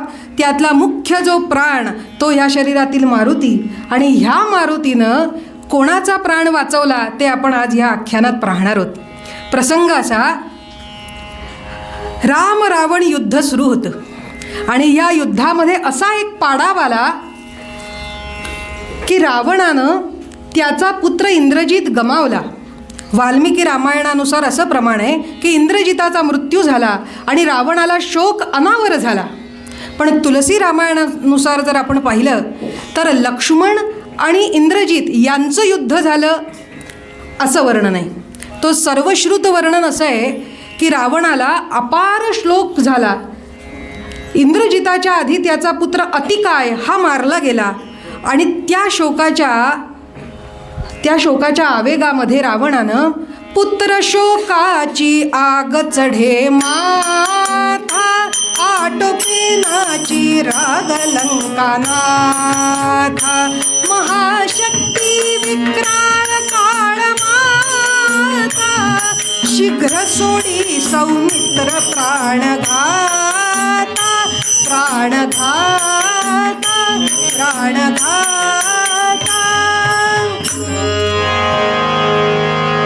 तुलसी रामायणानुसार इंद्रजित युद्धाला आलेला आहे आणि इंद्रजितानं रथारूढ होऊन सपासप शेतातली रोपं कापावीत अशाप्रमाणे शत्रूवर या वानर सेनेवर वार करीत करीत मोठी गर्जना केली. अरे लक्ष्मण, कुठे आहेस तू? पुढे ये. का आपल्या भावाच्या पदराआड जाऊन लपलास? लगेच समोर ये, ह्या इंद्रजिताचा सामना कर. म्हणून लक्ष्मण महाराज त्यांच्या भुजा फुरफुरू लागल्या आणि ते म्हणाले, दादा मला आत्ता आज्ञा द्या, हा मी युद्धाला जातो आणि इंद्रजिताचा पराभव करूनच येतो. प्रभू राम म्हणाले, लक्ष्मणा, इंद्रजिताच्या सामर्थ्याला काही कमी लेखू नकोस, युद्धाला निश्चित जा, पण संयमानं युद्ध कर, असं रामराय म्हणाले. आणि लक्ष्मण महाराज खांद्यावर धनुष्य घेऊन दांड दांड पावलं टाकीत त्या इंद्रजितासमोर आले आणि म्हणाले, अरे तोंडाच्या वाफा कशाला दवडतोस? बाण चालव म्हणाले, बाण. आणि युद्ध सुरू झालं. आणि या युद्धामध्ये संध्याकाळ झाली. संध्याकाळ झाल्यानंतर ह्या निशाचर राक्षसांची शक्ती दुप्पट तिप्पट वाढली आणि या शक्तीच्या योगे करून इंद्रजितानं ध्यान केलं आणि मंत्रशक्तीनं एका महाकाळ विक्राळ अशा शक्तीचं आवाहन केलं आणि ती शक्ती आकाशामध्ये प्रगट झाली. अक्राळ विक्राळ दिसणारी ती शक्ती प्रगट झाली आणि इंद्रजितानं पूर्वीच तपश्चर्या करून तिला प्राप्त केलेलं होतं आणि त्या शक्तीला आता लक्ष्मण महाराजांच्या अंगावर सोडणार असा प्रसंग आला. आणि सगळे पाहतायत, अब अशी शक्ती आजपर्यंत कधी पाहिली नाही, ही कुठली शक्ती आकाशात आलेली आहे? शक्तिपात शक्तिपात भयक्रम संतापे, शक्तिपात भयक्रम संतापे, कापे विरंची बोल, वाटे सुटला कुपित शिवाच्या, नेत्राग्नीचा लोळ रामा, साधोजी राजा राम कहोजी. ती महाकाळ विक्राळ शक्ती आली. सगळेजण म्हणाले, ही कुणी सामान्य शक्ती नव्हे, तर भगवान शंकराच्या जटेचाच एक लोळ आला की काय इथं? का त्यांनी तिसरा नेत्र उघडला आणि भगवान शंकरांच्या तृतीय नेत्रातून ही ज्वाळा आली की काय? असे सगळे घाबरले. आणि महाराज लक्ष्मण विचार करतायत, ही कुठली शक्ती आहे? हिचा आता कसा सामना करायचा? हिचा काय उपाय आहे? असा विचार करतायत. पण इतक्यात भ्याला मूर्छित झाला, भ्याला मूर्छित झाला, शक्तीला वारिना प्लवंगपती. भ्याला मूर्छित झाला, शक्तीला वारिना प्लवंगपती. ते उग्र तेज पाहता सूर्याच्या पापण्याही गप गपती. प्रत्यक्ष सूर्य झाकून टाकेल अशी ती शक्ती आकाशामध्ये प्रगट झाली. सगळे घाबरले. आता काय करणार? पाहता पाहता क्षणार्धात इंद्रजितानं त्या शक्तीला लक्ष्मण महाराजांच्या अंगावर सोडलं म्हटल्यावर ती शक्ती अंगावर येऊन आदळणार. इतक्यात मारुतीराय पुढे झाले आणि त्यांनी हाताने ती शक्ती वरच्यावर मुठीत धरली. हाताने ती शक्ती धरली आणि ती शक्ती मनुष्यवाणीनं बोलू लागली. काय म्हणाली ती शक्ती? अरे मारुती, मला सोड, मला सोड, मला का धरलंस तू? मला सोड. अससी वानरा ब्रह्मचारी तू, अससी वानरा ब्रह्मचारी तू, दुर्वरी मना हे विचारी तू, कठीण धर्म हा तू स्वीकारिला, कठीण धर्म हा तू स्वीकारिला, तरी करू नये स्पर्श नारीला, तरी करू नये स्पर्श नारीला. अससी वानरा, अससी वानरा, अससी वानरा ब्रह्मचारी तू. हे वानरा, अरे तू ब्रह्मचारी ना खरा, मग माझ्यासारख्या स्त्रीला का बरं हातात धरतोस, तिला स्पर्श करतोस? असं ती शक्ती मारुतीरायांना म्हणाली, मला सोड. मारुतीराय काय म्हणाले माहिती आहेत का? काहीही अनर्गळ बडबड करू नकोस. हे महाविक्राळ प्राणघातिनी शक्ती, तू आमच्या लक्ष्मण महाराजांच्या उदरावर जाऊन आदळणार आणि मी का पाहत राहू? नाही नाही, मी नाही तुला सोडणार. त्यावर ती काय म्हणाली, अरे मी काही कोणी तुझी शत्रू नव्हे, मी स्त्री आहे आणि स्त्रीला हात लावणं, स्पर्श करणं हे ब्रह्मचर्याच्या विरुद्ध आहे. सोड मला, तू ब्रह्मचारी आहेस. त्यावर मारुतीराय काय म्हणाले की एकदा युद्ध सुरू झालं, ही रणभूमी आहे, इथे रणचंडीचं राज्य आहे. एकदा युद्ध सुरू झालं की स्त्री पुरुष लहान थोर आबाल वृद्ध हा काही भेद नाही. जसं एकदा कीर्तन सुरू झालं की हे कीर्तन आहे, पुढे स्त्री आहे का पुरुष आहे का लहान आहे बाल आहे का वृद्ध आहे का तरुण आहे ह्याचा काही संबंध नाही, ते कीर्तन आहे. तसं एकदा युद्ध सुरू झालं, मग रणांगणात यायच्या आधी विचार करायचा, तू स्त्री आहेस, हे रणांगणात आलीस ना, मग आता स्त्री आहेस म्हणून अगदी आपलं लहानपणा अगदी आपल्याकडे कमीपणा घेऊन दाखवायचं नाही. तू रणांगणात आहेस, मी तुला सोडणार नाही, आता तुझी काही खैर नाही, असं मारुतीराय म्हणाल्यावर ती काय म्हणाली, अरे मारुते, मी कोणी तुझी शत्रू नव्हे, मी तर पती भेटीला निघालेली एक स्त्री आहे. मारुतीराय म्हणाले, पती भेटीला? आणि इथे कोण आहे तुझा पती? त्यावर तिनं काय उत्तर दिलं, सौमित्रा वरते भ्रतार करते आहे तनू जोवरी, नवर्याच्या प्रीतीची खचित पंच प्राणाची मी नोवरी, आली लग्न घडी ही आली म्हणून मी माळ घालावया, आता सोड मला विलंब झाला येथेची बोलावया. जाते जाते आणि त्या सौमित्राच्या गळ्यात वरमाला घालते, तोच माझा पती आहे आणि तो नव्हे त्याच्या पंचप्राणाची मी नोवरी होते. सोड, मी पती भेटीसाठी चाललेली स्त्री आहे, तुला ब्रह्मचर्याची आण आहे. असं म्हटल्यावर ब्रह्मचर्याची आण दिली म्हणून मारुतीरायांनी सोडिली प्रथम जी धरिली करी, प्रगटे पुनरपी गगनोदरी. हातात धरलेली शक्ती सोडली, ती पुन्हा गगनात गेली. तिनं अकराळ विक्राळ रूप धारण केलं आणि केलं काय, उन्मिळा पती उदरावरी आदळे, देखती सकलही कपिची दळे, पाडिला दशरथात्मज दूसरा, जोरणी रघुवीरा प्रति आसरा. जय जय रघुवीर समर्थ. उर्मिलापती म्हणजे सौमित्रा अर्थात लक्ष्मण महाराजांच्या छातीवर येऊन आदळली आणि ते धाड दिशी भूमीवर कोसळले. सगळे वानर चमू पाहतायत, हे काय आमचे लक्ष्मण महाराज भूमीवर आदळले, काय करायचं? इतक्यात इंद्रजितानं सांगितलं, जा त्याला रथात घालून माझ्याकडे घेऊन या, मी आपले तात रावण महाराज यांना ही भेट म्हणून समर्पित करतो, लक्ष्मणाचा देह त्याचा शव ही भेट म्हणून समर्पित करतो, आणा. म्हणून सगळे ते राक्षस येऊन लक्ष्मणांना उचलायचा प्रयत्न करतायत, पण तसूभरही ते शरीर हललं नाही. आणि इतक्यात मारुतीराय उडी मारून तिथं आले आणि त्यांनी एक ठोसा असा लगावला की त्या सगळ्या राक्षसांसकट तो रथ पलीकडे जाऊन कोलमडला आणि अलगत लक्ष्मणांना त्यांनी उचललं आणि समुद्र तटाकी आणून खाली उतरवलं. वाळूमध्ये बसलेत.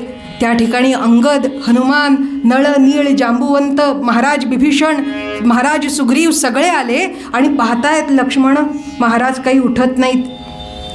त्यांचं कलेवर असं पडलेलं दिसतंय, उठत नाहीत, बहुतेक यांचे प्राण गेले म्हणून सगळे शोकामध्ये पार डुबले, रडू लागले. आणि इतक्यात ही वर्दी समजली रामप्रभूंना आणि रामराय धावत धावत तिथं आले आणि म्हणाले, हे काय लक्ष्मणा, अरे 3 सांजेच्या वेळी असा निजलास, उठ. नेहमी मी हाक मारल्याबरोबर पुढच्या क्षणी उठून उभा राहणारा लक्ष्मण आज माझ्यासमोर आडवा निजलाय. छे लक्ष्मणा, हे काही शोभत नाही, बरं उठ उठ उठ म्हणून हाक मारली, पण लक्ष्मण महाराज काही उठेनात. मग रामप्रभू जवळ गेले आणि म्हणाले, लक्ष्मणा, खरंच की काय तू निजलास? अरे 14 वर्ष तू झोपला नाहीस आणि आज मी तुला हाका मारून मारून उठवतो, तू का उठत नाहीस लक्ष्मणा? अशी कुठली शक्ती होती की जिनं तुझ्या प्राणांवरती हल्ला केला? काय झालं याला? सगळे वानर सैनिक म्हणाले, लक्ष्मणांच्या प्राणांचा घात झाला. काय? लक्ष्मणाच्या प्राणांचा घात झाला? अरे अरे दैवा, हे कसं झालं? म्हणून रामप्रभू तिथंच थपकन वाळूत बसले आणि मोठमोठ्यांदा रडू लागले. आणि रडता रडता रडता रडता अश्रू पुसत पुसत त्यांनी लक्ष्मणांचं ते मस्तक आपल्या मांडीवरती घेतलं, त्यांच्या जटेमध्ये हात कुरवाळू लागले आणि त्याची ती मुद्रा पाहतायत शांत निर्विकार आणि म्हणायला लागले, गेले राज्य ही हाय हाय करुनी, स्वर्गस्थ झाला पिता, नेली चोरुनी जानकी उपवनी, फळमूक पाणी पिता, माझे साठी वृथा आता मरण या, बाळा सकी पातले, रे मूर्खा चतुरा नना तरी मला, जन्मास का घातले. आणि रामप्रभू म्हणायला लागले, अरे चतुरानना, मूर्ख ब्रह्मदेवा, ह्यासाठी आजचा दिवस पाहण्यासाठी का मला जन्माला घातलंस? सगळ्यात आधी हाय हाय करून माझं राज्य गेलं आणि मी नेस्त्या वस्त्रानेशी नव्हे वल्कल धारण करून इथं चालत चालत चालत वनात आलो. तर तिथे आल्यानंतर माझी पत्नी चोरून नेली आणि पत्नी चोरून नेली तरीही आम्ही धैर्य गमावलं नाही, कारण माझा बंधू माझ्यासोबत होता. आणि ही पत्नी चोरून नेल्यानंतर आम्ही कड्या कपारीतून काट्या कुट्यातून चालत चालत चालत शोधत शोधत समुद्रावर सेतू बांधला आणि इथपर्यंत आलो. आणि युद्ध सुरू झालं आणि आता माझा भाऊ, माझा हा बंधू, हाही का तू माझ्यापासून दूर नेलास? अरे ब्रह्मदेवा, हे काय असं लिहिलंस माझ्या प्रारब्धामध्ये? असं म्हणून रामप्रभू रडतायत आणि म्हणाले, हा लक्ष्मण म्हणजे सामान्य नव्हे, यानं आपल्या मस्तकी अखिल पृथ्वी ती धारण केलेली आहे. कशी? ज्याप्रमाणे एखाद्या मोहरीचा दाणा असावा, मोहरीचा दाणा असतो की नाही, आपल्या मिसळणाच्या डब्यातली मोहरी, त्यातला एक दाणा केवढासा असतो, तशी ही पृथ्वी या शेषशाही, या भगवंत सांगतायत, या शेषासमोर ही पृथ्वी मोहरीच्या दाण्याप्रमाणे आहे.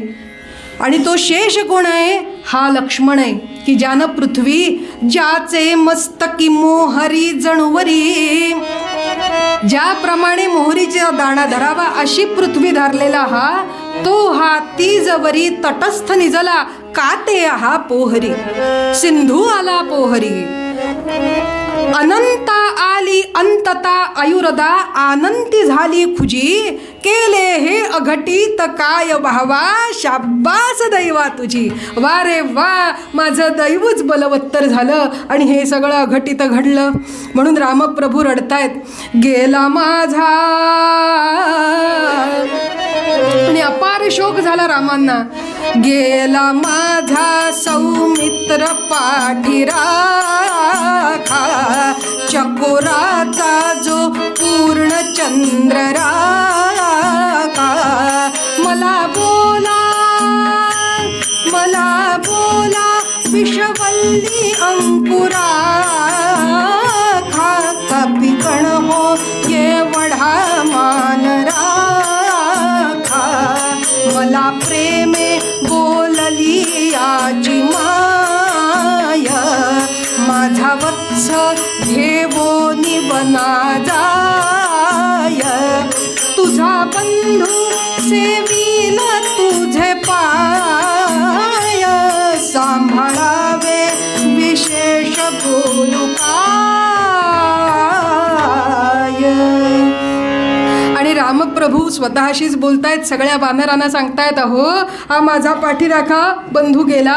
ज्यावेळी आम्ही वनाला यायला निघालो ना, त्यावेळी याची आई सुमित्रा माता मला म्हणाली, काय, माझा वत्स घेवोनी वना जाय, तुझा बंधू सेवील तुझे पाय, सांभाळावे, याला सांभाळा, विशेष बोलू काय. आता कपिगण हो, एक माझं तेवढं ऐका, आता मी सांगतो तेवढं ऐका, एवढा तरी माझा मान राखा. आता माझा बंधू गेला ना, मीही त्याच्यासोबत जाणार. मी कसा जाणार? मला बोला विषवल्ली अंकुरा खा. इथं आजूबाजूला कुठे विषाच्या वल्ली आहेत का? विषाची झाडं आहेत का? त्या झाडीतनं विषाची पानं, विषारी पानं शोधून आणा आणि माझ्या तोंडात कोंबा. आणि मी जातो माझ्या बंधूसोबत. आता मी काही राहणार नाही, मी काही जगणार नाही, हे युद्ध नको, मला काही सीता आता मिळणार नाही, हे संपलं रामायण. असं म्हणून रामप्रभू फुंदून फुंदून रडायला लागले. सगळे विचार करतायत आपला पराभव झाला का? हे असं कसं झालं? रावणाचा विजय झाला की काय? जय लाभ रावण घडे लक्ष्मण पडे पडे रघुवीर पडे रघुवीर ठेवुनी शिरावरी शिर शिरावरी शिर पारे हे करिसी तू काय त्यजिल की माय तुझी प्राणासी तुझी प्राणासी उर्मिला पावे मरणासी पावे मरणासी हा शोक सिंधू आगळा ओढुनी गळा रडे रघुवीर ठेवुनी शिरावरी शिर जय लाभ रावण घडे लक्ष्मण पडे रडे रघुवीर ठेवुनी शिरावरी शिर शिरावरी शिर. आणि लक्ष्मण महाराजांना जवळ घेऊन रामप्रभू सांगतायत, लक्ष्मणा तू जर उठला नाहीस ना तर मी तुझ्याबरोबर येणार. आणि कपिगण हो एकच करा, ज्या ठिकाणी लक्ष्मणाला अग्नी द्याल ना त्याच ठिकाणी एकाच चितेत या रामालाही अग्नी द्या आणि आम्हा दोघांचं बंधुप्रेमाचं स्मारक इथं बांधा समुद्रतीरी, जेणेकरून पुढे येणाऱ्या पिढ्यांना कळू दे इतिहासात की असा असा एक राजपुत्र होता, त्याचं राज्य गेलं, पत्नी गेली, बंधूही गेला. अहो कित्येक संकट पार करत करत ते आले, पण आता बंधुविरहामध्ये मी पुढचं जीवन नाही काढू शकत. आणि उद्या जरी हे मी युद्ध जिंकलं आणि गेलो अयोध्येला तर याच्या आईला काय सांगू आणि ह्याच्या पत्नीला उर्मिलेला काय सांगू? उर्मिले तुझी माझी पत्नी मिळवण्यासाठी की नाही मी तुझ्या पतीचा घात केला. उर्मिले तुझा पती तिथंच खपला, मी आलो माझ्या बायकोला घेऊन, असं का सांगू? छे छे छे छे कपिगण हो आता आता आता मी काही जाणार नाही. लक्ष्मणा अजून पहा वेळ आहे, उठतोस का? तू जर उठला नाहीस ना तर अस्वलादी कपिगण जाती.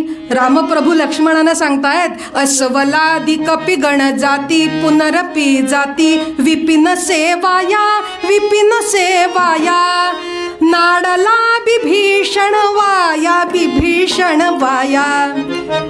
स्त्रीसाठी वाढले वैर जाहले गैरम रडे रघुवीर ठेवुनी शिरावरी शिर शिरावरी शिर. आता काय करावं बरं? इतक्यात सुग्रीव महाराज पुढे झाले आणि त्यांना हा आकांत सहन झाला नाही. ते म्हणाले काय प्रभू आपला पराभव झाला? आपण इतक्या लांब इतक्या धैर्यानं एकवटून या अभियानाला सुरुवात केली आणि आपला का पराभव झाला? आता हा असंच हे हरलेलं तोंड घेऊन आम्ही सगळ्यांनी वानर सेनेनं जायचं का? छे छे छे छे छे हे मला मान्यच नाही म्हणाले. अहो आता ह्याला काहीतरी उपाय असेल, ह्याला काहीतरी औषध देता येईल का? महाराज जांबवान तुम्ही सांगा. महाराज जांबवान म्हणाले आजपर्यंत अशा शक्तीचा कुणी अनुभव घेतला नाही की कुणाला ती माहिती नाही. बरं मग महाराज बिभीषण तुम्हाला तरी काही माहिती आहे का? तर महाराज बिभीषण काय म्हणाले, आपण असं करूया, आधी ह्यांचे प्राण आहेत की नाहीत हे तपासायची काहीतरी व्यवस्था बघूया, वैद्यराजांना बोलवूया. त्यावर रामप्रभू म्हणाले पुढे पसरलेला अथांग समुद्र, एकीकडे शत्रू आणि माझ्या चित्तात पसरलेला हा शोकसागर, कुठून येणार वैद्य? ह्या सुवेळाचळावर जिथं हे युद्ध चालू होतं ना त्या भूमीचं नाव सुवेळाचळ, कुठून येणार वैद्य? इतक्यात महाराज बिभीषण म्हणाले की लंकेमध्ये सुषेण नावाचे एक निष्णात वैद्य आहेत, त्यांना जर आपण इथं बोलवू शकलो ना तर म्हणाले ते तपासू शकतील लक्ष्मण महाराजांना आणि खरं खोटं काय ते कळेल. पण सुषेण वैद्य त्या रावणाच्या गोटात तिथून कोण बरं आणणार? इतक्यात मारुतराय पुढे झाले आणि म्हणाले वैद्यराजांना कसं आणायचं ते मी पाहतो, तुम्ही फक्त आज्ञा करा प्रभो. तुम्हीच जर असे विफलग्रस्त झालात तर आम्ही दासांनी कुणाच्या तोंडाकडे पाहायचं? तुम्ही आज्ञा करा प्रभो, मी आणू का वैद्यराजांना? रामप्रभू म्हणाले जे तुम्हाला सगळ्यांना योग्य वाटेल ते करा. अहो, ज्यावेळी एखादा मनुष्य शोकसागरात बुडतो ना, त्याचा विवेकही त्याच सोबत बुडत असतो. खरं खोटं चांगलं वाईट याच्या पलीकडे दुःख होतं, त्यावेळी तारणारा कोण आहे? तसे मारुतीराय पुढे झाले आणि म्हणाले, मी वैद्यराजांना आणतो. म्हणून जय जय रघुवीर समर्थ, जय जय रघुवीर समर्थ असं म्हणून उड्डाण केलं. आणि उड्डाण केलं ते कुठे? सूक्ष्म रूप धारण करून लंकेमध्ये शिरले. लंकेमध्ये शिरून तिथे वैद्यराजांचं घर शोधलं आणि त्यांना विचारलं, का हो, तुम्हीच का सुषेण वैद्य? ते म्हणाले, हो हो, मीच सुषेण वैद्य. असं म्हणून पाहतो तर काय, अगडबंब पर्वतासारखं समोर रूप उभं आणि वैद्यराजांना घरासकटच उचललं. घरासकट उचललं आणि ते घराच्या खिडकीतून बाहेर बघतायत. अरेच्चा, मी हा असा आकाशात कसा आलो? अरे कुठे नेताय मला? मारुतराय म्हणाले, थांबा थांबा, सगळं कळेल. आणि समुद्र तीरी आणून उतरवलं आणि सांगितलं, हे पहा, लक्ष्मण महाराजांना शक्तीनं प्राणांचा घात केलेला आहे, पहा पहा, त्यांवर काही उपाय आहे का? तुम्हीच सांगू शकता वैद्यराज. वैद्यराज काय म्हणाले, छे छे, हे मी असं करू शकत नाही, हा शत्रुद्रोह आहे. अहो, मी स्वामीद्रोह करणार नाही, शत्रूच्या सहाय्यतेसाठी मी काम करणार नाही. यावर बिभीषण महाराज म्हणाले, वैद्यराज, वैद्याचा कोणी शत्रू नाही की मित्र नाही. सकळ मानवजात नव्हे नव्हे, सकळ जीवजात तुमच्यासाठी समान आहे. तुमच्यासमोर तुमचा रुग्ण आहे, तो असा तडफडत असताना तुम्ही पाठ फिरवून का जाणार? अहो, तुम्ही धन्वंतरींचे उपासक आहात, मग ह्या आयुर्वेदाची आण तुम्हाला नाही का? असे पाठ फिरवून जाऊ नका. जांबवंतांनी सांगितलं. सगळ्यांनी समजावल्यावर वैद्यराज म्हणाले, हे प्रभो धन्वंतरी, आज मी पदच्युत झालो असतो, माझ्या कर्तव्यापासून मुकलो असतो, पण ह्या सर्वांनी मला जाणीव करून दिली, त्यामुळे आता मी रुग्णाला तपासतो, तुम्ही आरोग्य प्रदान करा. म्हणून लक्ष्मण महाराजांच्या जवळ आले, छातीवर कान ठेवला आणि ठोके तपासले तर छातीची धडधड अगदीच मंद झाली होती. ठोके बऱ्याच अंतराने पडत होते. नाडी तपासले, डोळे तपासले आणि वैद्यराज म्हणाले, का हो, ह्यांचे प्राण आहेत का की हे प्राणहीन आहेत? सगळे विचारतायत, आसुसलेत.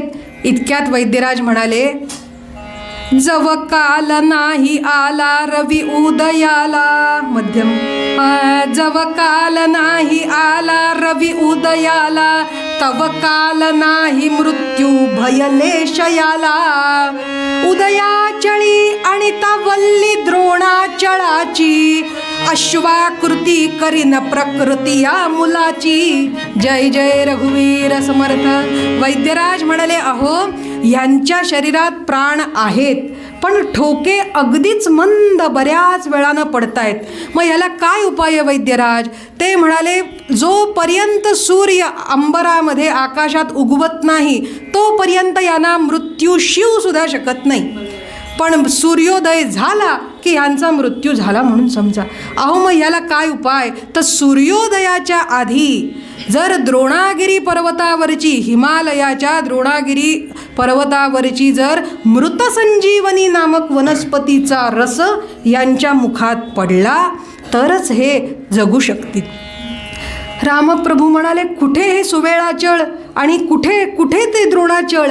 कसं जमणार? आत्ता रात्रीचा पहिला प्रहर केव्हाच सुरू झाला आणि सूर्योदयाच्या आधी द्रोणागिरीवरून वनस्पती आणणं काही शक्य नाही, हे शक्य नाही हो. म्हणून सगळे विचार करतायत. इतक्यात पुन्हा रामप्रभू रडत रडत म्हणाले, या लक्ष्मणाप्रती माझ्या वाचवा म्हणे रघुवीर, जोवरी उद्याचा नाही गगनात उगवला भानू, तोवरी आणील जोवल्ली तो धन्य याचे गुणवानू. हा केल्या अंगीकार होईल थोर उपकार, असे बोलू वारंवार बोलता होतसे उशीर, वाचवा म्हणे रघुवीर. असं रामप्रभू म्हणतायत.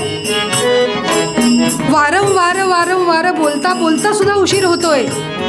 आपल्याला 7च्या आत वल्ली आणायची आहेत. सूर्योदय कुठला होईल का ते शक्य आहे का? त्यावर कोणी आहे का? कपिचमुन्न तुमच्यापैकी कोणी जाऊन येईल का? असं रामप्रभूंनी साद घातली आणि त्यावर एक जण पुढे आला. तो कोण होता?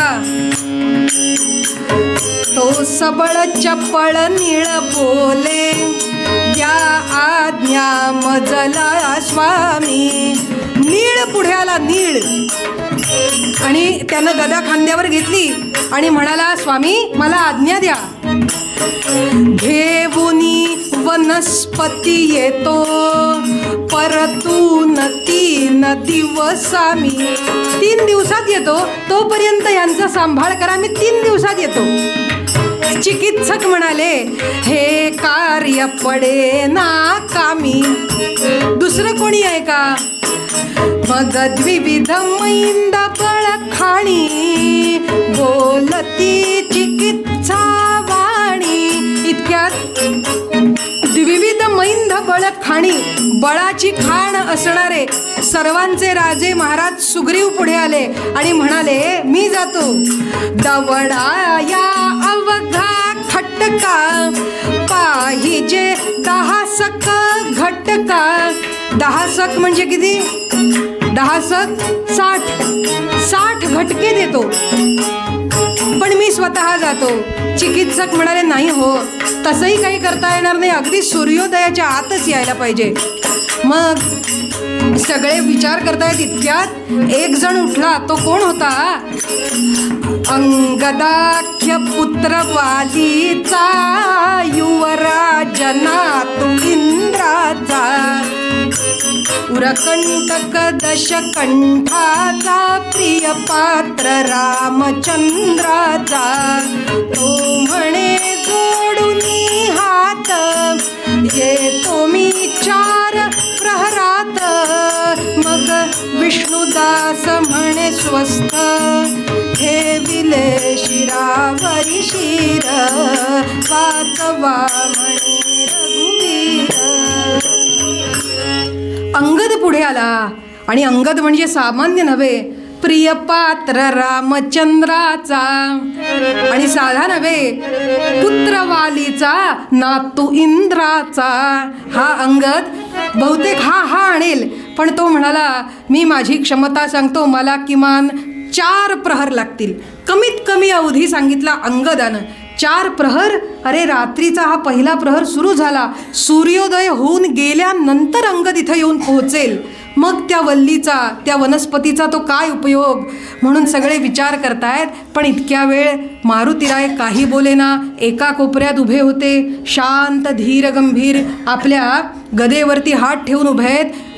अहो सुग्रीव महाराज म्हणतात, मारुतराया, बलभीमा, तुम्ही सांगा, तुम्ही जाऊन येऊ शकता का द्रोणागिरीवरती? तुम्ही वल्ली आणाल का? सगळ्यांनी आपापली क्षमता सांगितली, तुम्ही सांगा ना, हा अबोला का? बोला ना. मारुतीराय म्हणाले, अहो आम्ही दासांनी ज्यांच्यावर भरवसा ठेवावा ते राम जर स्वतः विफलग्रस्त होऊन रडू लागले तर आम्ही काय ते बोलावं? आम्ही ते काय बोलावं? नको नको, हा अबोलाच बरा. म्हणाले, मी नाही काही बोलत. जर आज्ञा असेल तर कार्य करायला दास तत्पर आहे. अहो मारुतराय, तुम्ही सांगा, तुम्ही जाऊन येऊ शकता का? उठवू शकता का यांना? क्षमता तरी सांगा आपली. त्यावर मारुतीराय म्हणाले, काय आणू शकता का? उठवू शकता का? जर रामकृपा असेल तर मारुती का नाही आणू शकणार? आणि ह्या सगळ्यांनी सांगितलं की मी वनस्पती घेऊन येतो. कुणी 4 प्रहर सांगितले, कुणी 3 दिवस सांगितले, कुणी काही घटका सांगितल्या. मी सांगू किती वेळात आणतो? मारुतीराय म्हणाले, मी सांगू का वेळ? क्षणात. किती वेळात? क्षणात द्रोणाचळावरीही नेन भूमी सुवेळा. किंवा येथे येईन जाईन रात्री निशत वेळा. राम सारोजी राजा राम कहोजी. ते म्हणाले, क्षणात ही भूमी, सुवेळाचळ भूमी द्रोणाचळावर घेऊन जाईन, किंवा एका रात्रीत 1, 2 नव्हे 100 प्रदक्षिणा मी द्रोणाचळाच्या करीन आणि ती वल्ली घेऊन येईन. अहो का तुम्ही असे विफलग्रस्त होता? हे मारुतीरायांचं वचन ऐकलं आणि सगळ्यांच्या अंगामध्ये नवसंचार झाला आणि म्हणाले, खरोखरीच तुम्ही येऊ शकता सूर्योदयाच्या आत. यावर मारुतीराय काय म्हणाले, उठवितो दशरथ भूप कुमरा, आज्ञा करा परी श्री रघुवीरा. उठवितो दशरथ भूप कुमरा, आज्ञा करा परी श्री रघुवीरा. आणि आता सांगू लागले मारुतीराय, अहो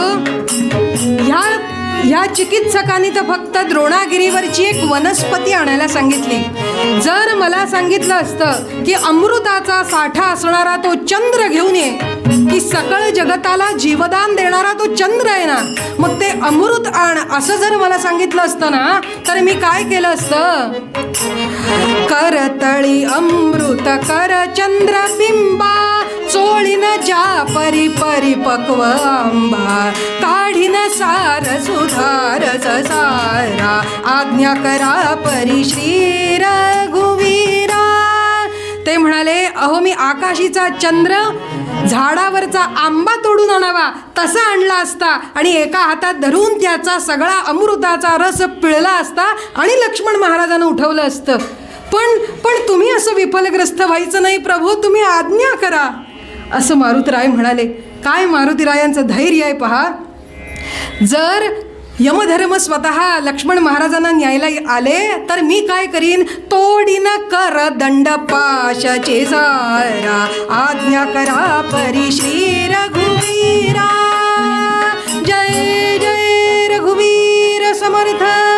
सगळ्यांना वाटलं निश्चितच मारुतीराय एका रात्रीत ही वनस्पती घेऊन येतील, म्हणून तदा वाटे चिंता निधीमध्ये हनुमंत तरणी, नमस्कारे जेव्हा नमुनी तदा श्री रामचरणी. आणि रामरायांना सांगितलं, प्रभो अश्रू पुसा आपले आणि आता आशीर्वाद द्या. म्हणून नमस्कार केला मारुतीरायांनी रामप्रभूंना आणि उड्डाण केलं कसं, जय जय रघुवीर समर्थ. पुच्छते मुरडिले माथा, किरीटी कुंडले वरी, सुवर्ण कटिका सोटी, घंटा किंकिणी नागरा, ठकारे पर्वता ऐसा नेटका सडपातळू, चपळांग पाहता मोठे महाविद्युल्लते परी, कोटीच्या कोटी उड्डाणे झेपावे उत्तरेकडे. जय जय रघुवीर समर्थ. आणि जे उड्डाण केलं उत्तर दिशेला आणि गुप्त हेरांकडून बातमी समजली रावण महाराजांना की द्रोणागिरीवरची वनस्पती आणायला मारुती निघालाय. होय असं आहे का, तर आता काहीतरी करून त्याच्या कार्यात विघ्न आणलं पाहिजे. काय करावं बरं. म्हणून त्यांनी आपला जुना मित्र कालनेमी ह्याला बोलवलं. कुणी, रावण महाराजांनी. आणि सांगितलं, कालनेमी आज तुझी परीक्षा आहे.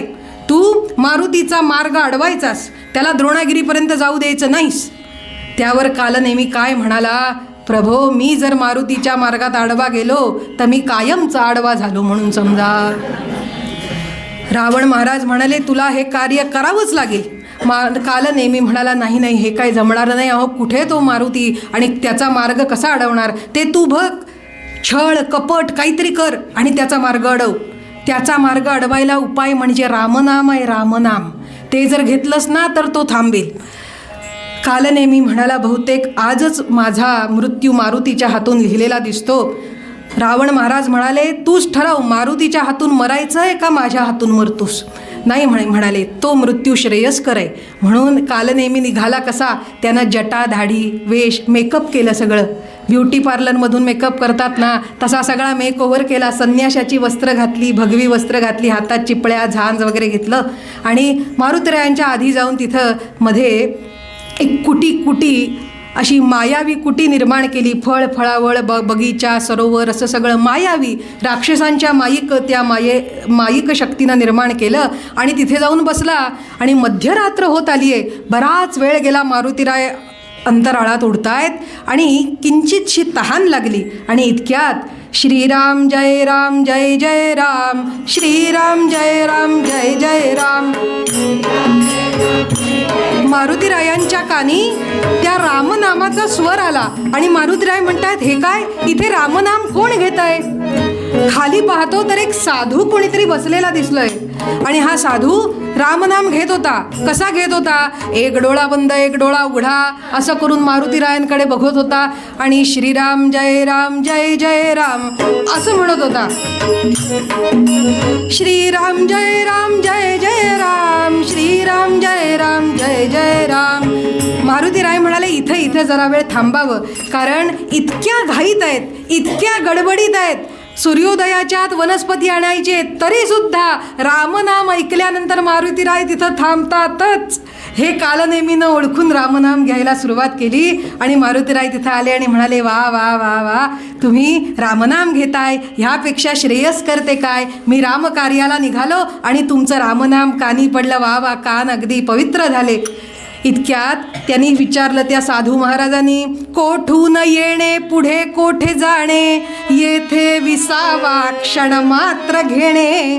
असल्यास क्षुधा तुम्ही घ्या फराळा, जाऊ नये जी क्षण ये निराळा. अहो कुठून आलात, कुठे चाललात, इथे थोड्या वेळ बसा. भूक लागली असेल तर बघा, हे जरा चिकू खा, द्राक्ष खा, केळी खा, संत्री खा, मोसंबी खा, फळं आणली आहेत बघा तुमच्यासाठी. मारुतराय म्हणाले माझ्यासाठी? ती कशी काय आणली? कारण तो कालनेमी म्हणाला मी त्रिकालज्ञ आहे, मला सगळं माहिती आहे की तुम्ही द्रोणाचळावर निघालात ना, हो ना. आता मी तुम्हाला असा एक मंत्र देतो की तुम्ही अर्ध्या क्षणातच द्रोणाचळावर जाल. प्रतिज्ञा केली होतीत ना तुम्ही की क्षणार्धात येतो म्हणून, माझ्या मंत्रानं लगेच जाल. मारुतीराय म्हणाले असं होय, माझ्यासाठी फळं ठेवलेत, बर ठीक आहे. इतक्या तो कालनेमी म्हणाला तुम्ही त्या सरोवराचं पाणी पिऊन या, तहान भागून या आणि मी तुम्हाला मंत्र देतो. म्हणून सरोवरामध्ये पाणी प्यायला म्हणून मारुतराय खाली गेले तर अजूनही संकटांची मालिका संपली नव्हती. मगरीनं पाय धरला. मगरीनं पाय धरल्याबरोबर झटापट व्हायला लागली आणि त्या मगरीशी युद्ध करून तिचा जबडा धरून 2 भाग वेगळे केले आणि सगळं रक्त ती मगर ओकली आणि मारुतीराय रक्तबंबाळ झाले. आणि त्या मगरीच्या देहातून एक दिव्य ज्योत प्रगट झाली आणि तिनं मारुतीरायांना सांगितलं, हनुमान तू माझा उद्धार केलास, मी या शापित देहामध्ये होते, आज तू येऊन माझा उद्धार केलास. मी तुला एक कानमंत्र सांगते. हा बसलेला साधू कुणी साधू नसून कालनेमी नावाचा राक्षस आहे, त्याचा भेद ओळखून जा बरं का. असं म्हणून ती गंधर्व कन्या आपल्या निजधामाला गेली आणि मारुतीराय म्हणाले असं म्हणून पुन्हा त्या सरोवरात स्नान केलं, गदा खांद्यावर घेतली आणि त्या साधू महाराजांपुढे आले. म्हणाले कुठे आहेत तुमची फळं, कुठे आहे तुमचा मंत्र?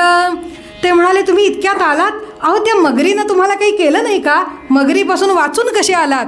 ते म्हणाले मी सगळ्यापासून कसं वाचायचं ते सांगणार आहे, म्हणूनच मारुती आहे. मग आता माझा मंत्र घेता का, इथेच थांबता का, थोड्या वेळ झोपता का? मारुतराय म्हणाले नाटकं करू नकोस, कोण आहेस तू, प्रगट हो. इतक्यात आपला भेद ओळखलाय म्हटल्यावर कालनेमी अकराळ विक्राळ रूपात प्रगट झाला आणि म्हणाला हनुमान नको जाऊस द्रोणागिरीवर, माझं ऐक. अरे प्रत्यक्ष द्रोणागिरीला जरी पंख फुटले ना आणि तो उडत उडत यायचा म्हणाला ना तरी सुद्धा एका रात्रीत येऊ शकत नाही. सुवेळाचळापर्यंत, लंकेपर्यंत तू तिथे जाणार कधी, येणार कधी, नको जाऊस, जा इथून परत. मारुतीराय म्हणाले त्याला कसे पंख फुटतील का कसं आणायचं ते मी बरोबर ठरवीन. म्हणाले आता म्हणा अखेरीचा राम राम, म्हणा आता शेवटचा राम राम आधी तुम्ही म्हणा, असं त्या कालनेमीला सांगितलं. आणि जो काही गदेचा प्रहार केला एका ठोशात कालनेमीनं राम म्हटला.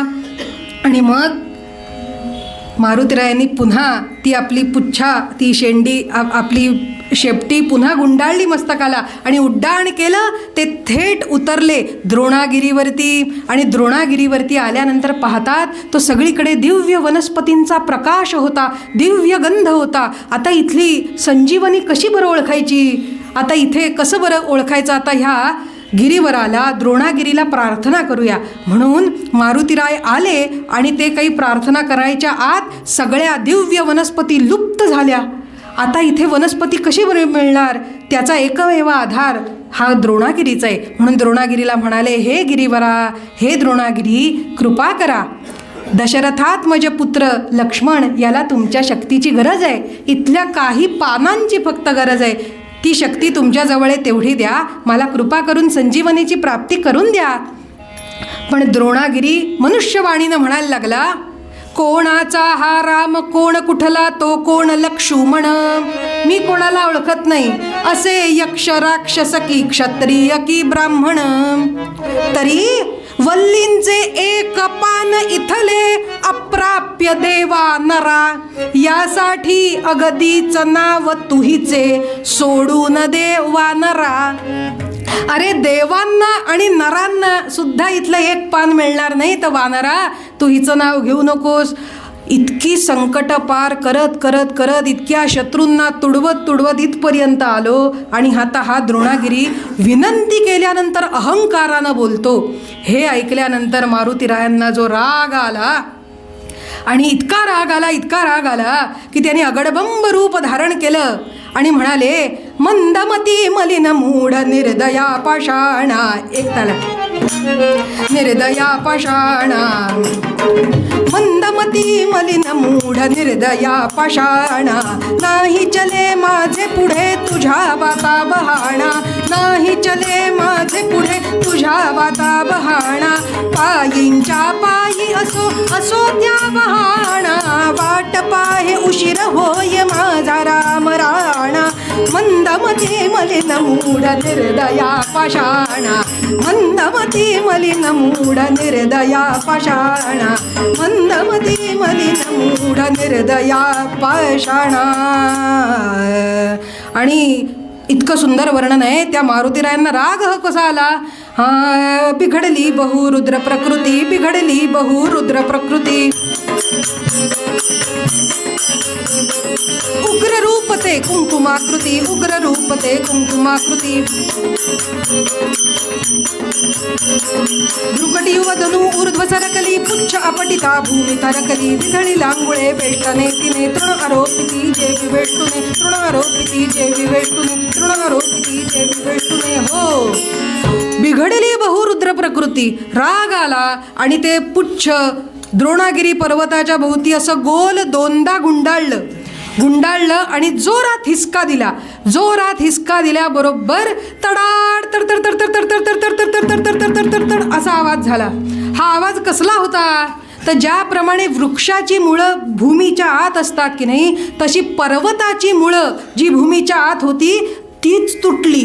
पर्वताची मुळं तुटली आणि तडतड तडतड तडतड तुटती गिरीची मुळे, तडतड तडतड तडतड तुटती गिरीची मुळे, तडतड तडतड तडतड तुटती गिरीची मुळे, धग धग धग धग धग धग धग धग ब्रह्मांड गोळे, गड गड गड गड गड गड गड गड भूमिकंपाळे, गड गड गड गड गड गड गड गड भूमिकंपाळे, तुम तुम तुम तुम तुम तुम तुमरी पाताळे, तडतड तडतड तडतड तुटती गिरीची मुळे.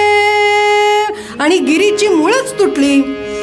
आणि केलं काय, तडाक तड तुटती गिरीची मुळे, प्रतारणा कपिसी घडल्यामुळे, काढिला उपटिला धरिला करी, करतळी कुणबी जशी भाकरी. अहो, एखादा कुणबी जर शेतात जेवायला बसला तर तो भाकरी कशी धरेल, अशी धरेल, अशी धरेल का अशी दोन हाताने फाडून खाईल, कशी धरेल. तर त्याचं प्रमाण आहे, करतळी कुणबी जशी भाकरी. एका हातात भाकरी धरून दुसऱ्या हातानं उजव्या हातानं खायचं, तसं एखाद्या कुणब्यानं सहज भाकरी हातात धरावी इतक्या सहज खालून द्रोणागिरीच्या हात घातला आणि सरळ उचलला. जय जय रघुवीर समर्थ, मंद्राग्नी सारिखा द्रोणू, क्रोधे उत्पाटिला बळे. आणि जे उड्डाण केलं, जय जय रघुवीर समर्थ. आता तरी संकटाची मालिका संपली होती का.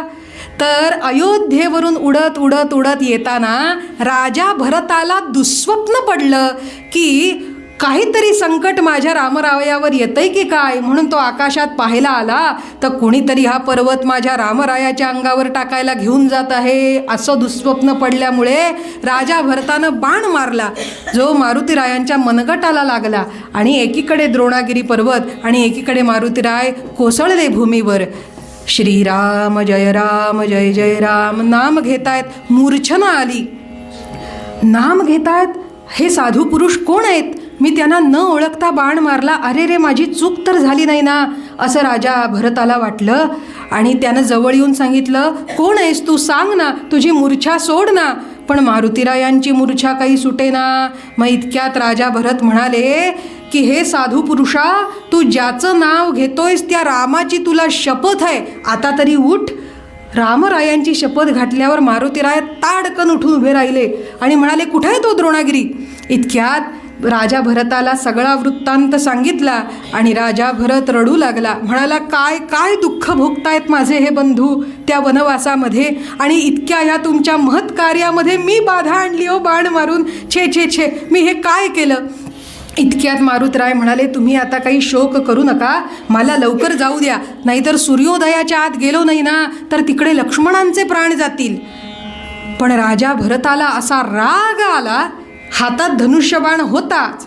तो म्हणाला, अरे त्या सहस्त्ररश्मी सूर्याची काय हिंमत की जो माझ्या लक्ष्मणाचे प्राण घालवील. आत्ताच असा बाण मारतो कुणाला? सूर्याला. त्याचा रथ मोडतो, त्याचा सारथी मारतो आणि त्या सूर्याला असा दंड देऊन समुद्राच्या पार तळात बुडवून टाकतो की पुन्हा कधी आयुष्यात आकाशात उगवण्याचं तू नाव घेणार नाही.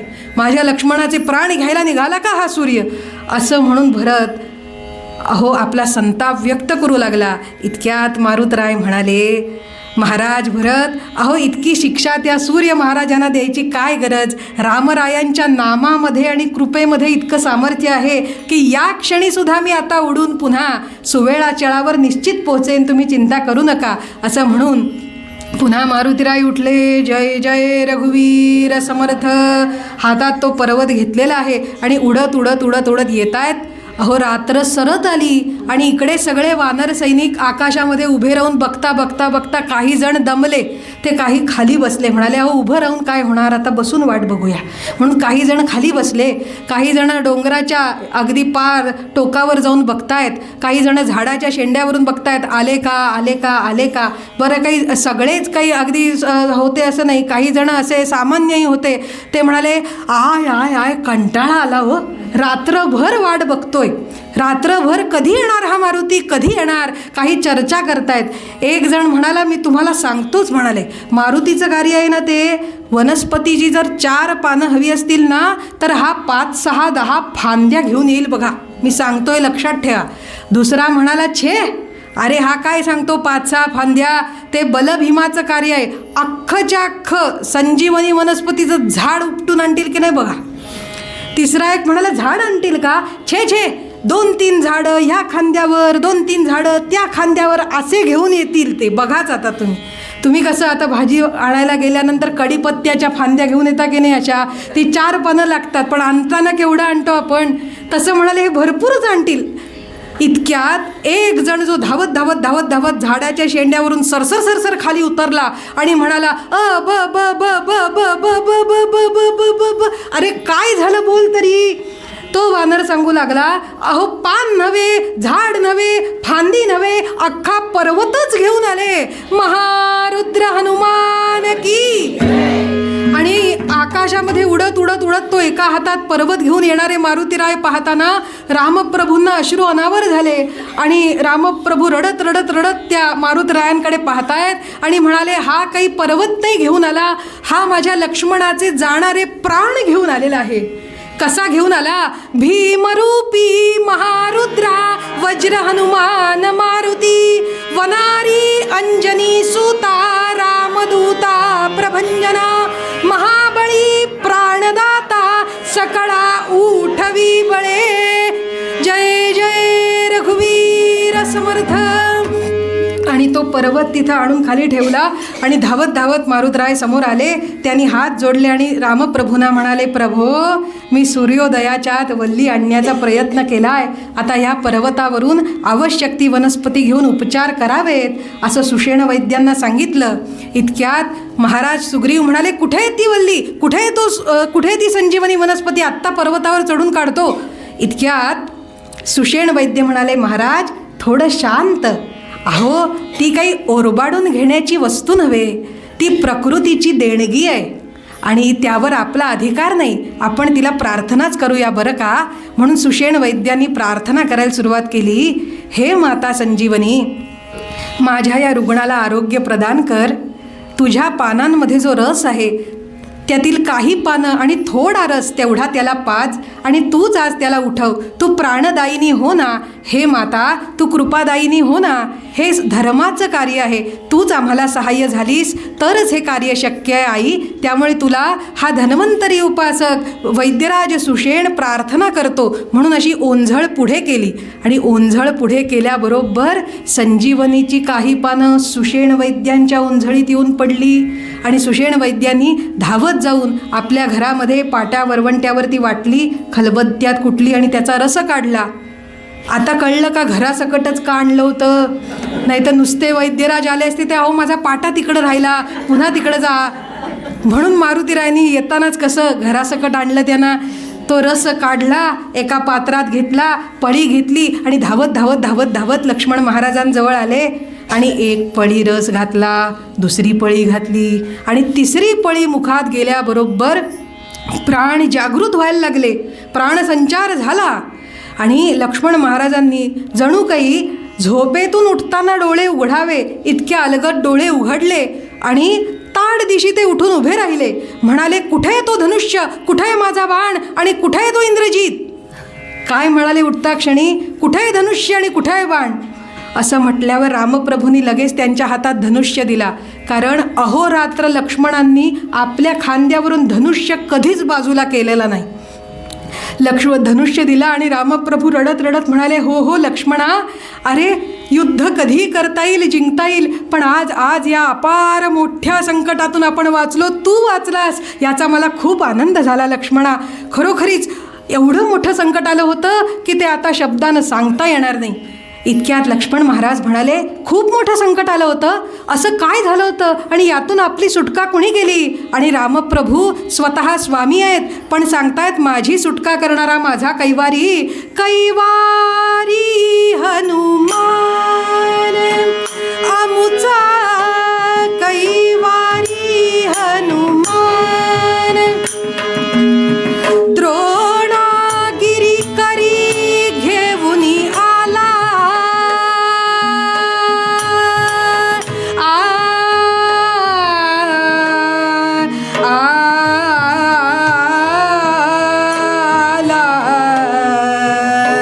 करी घे पुनी आला.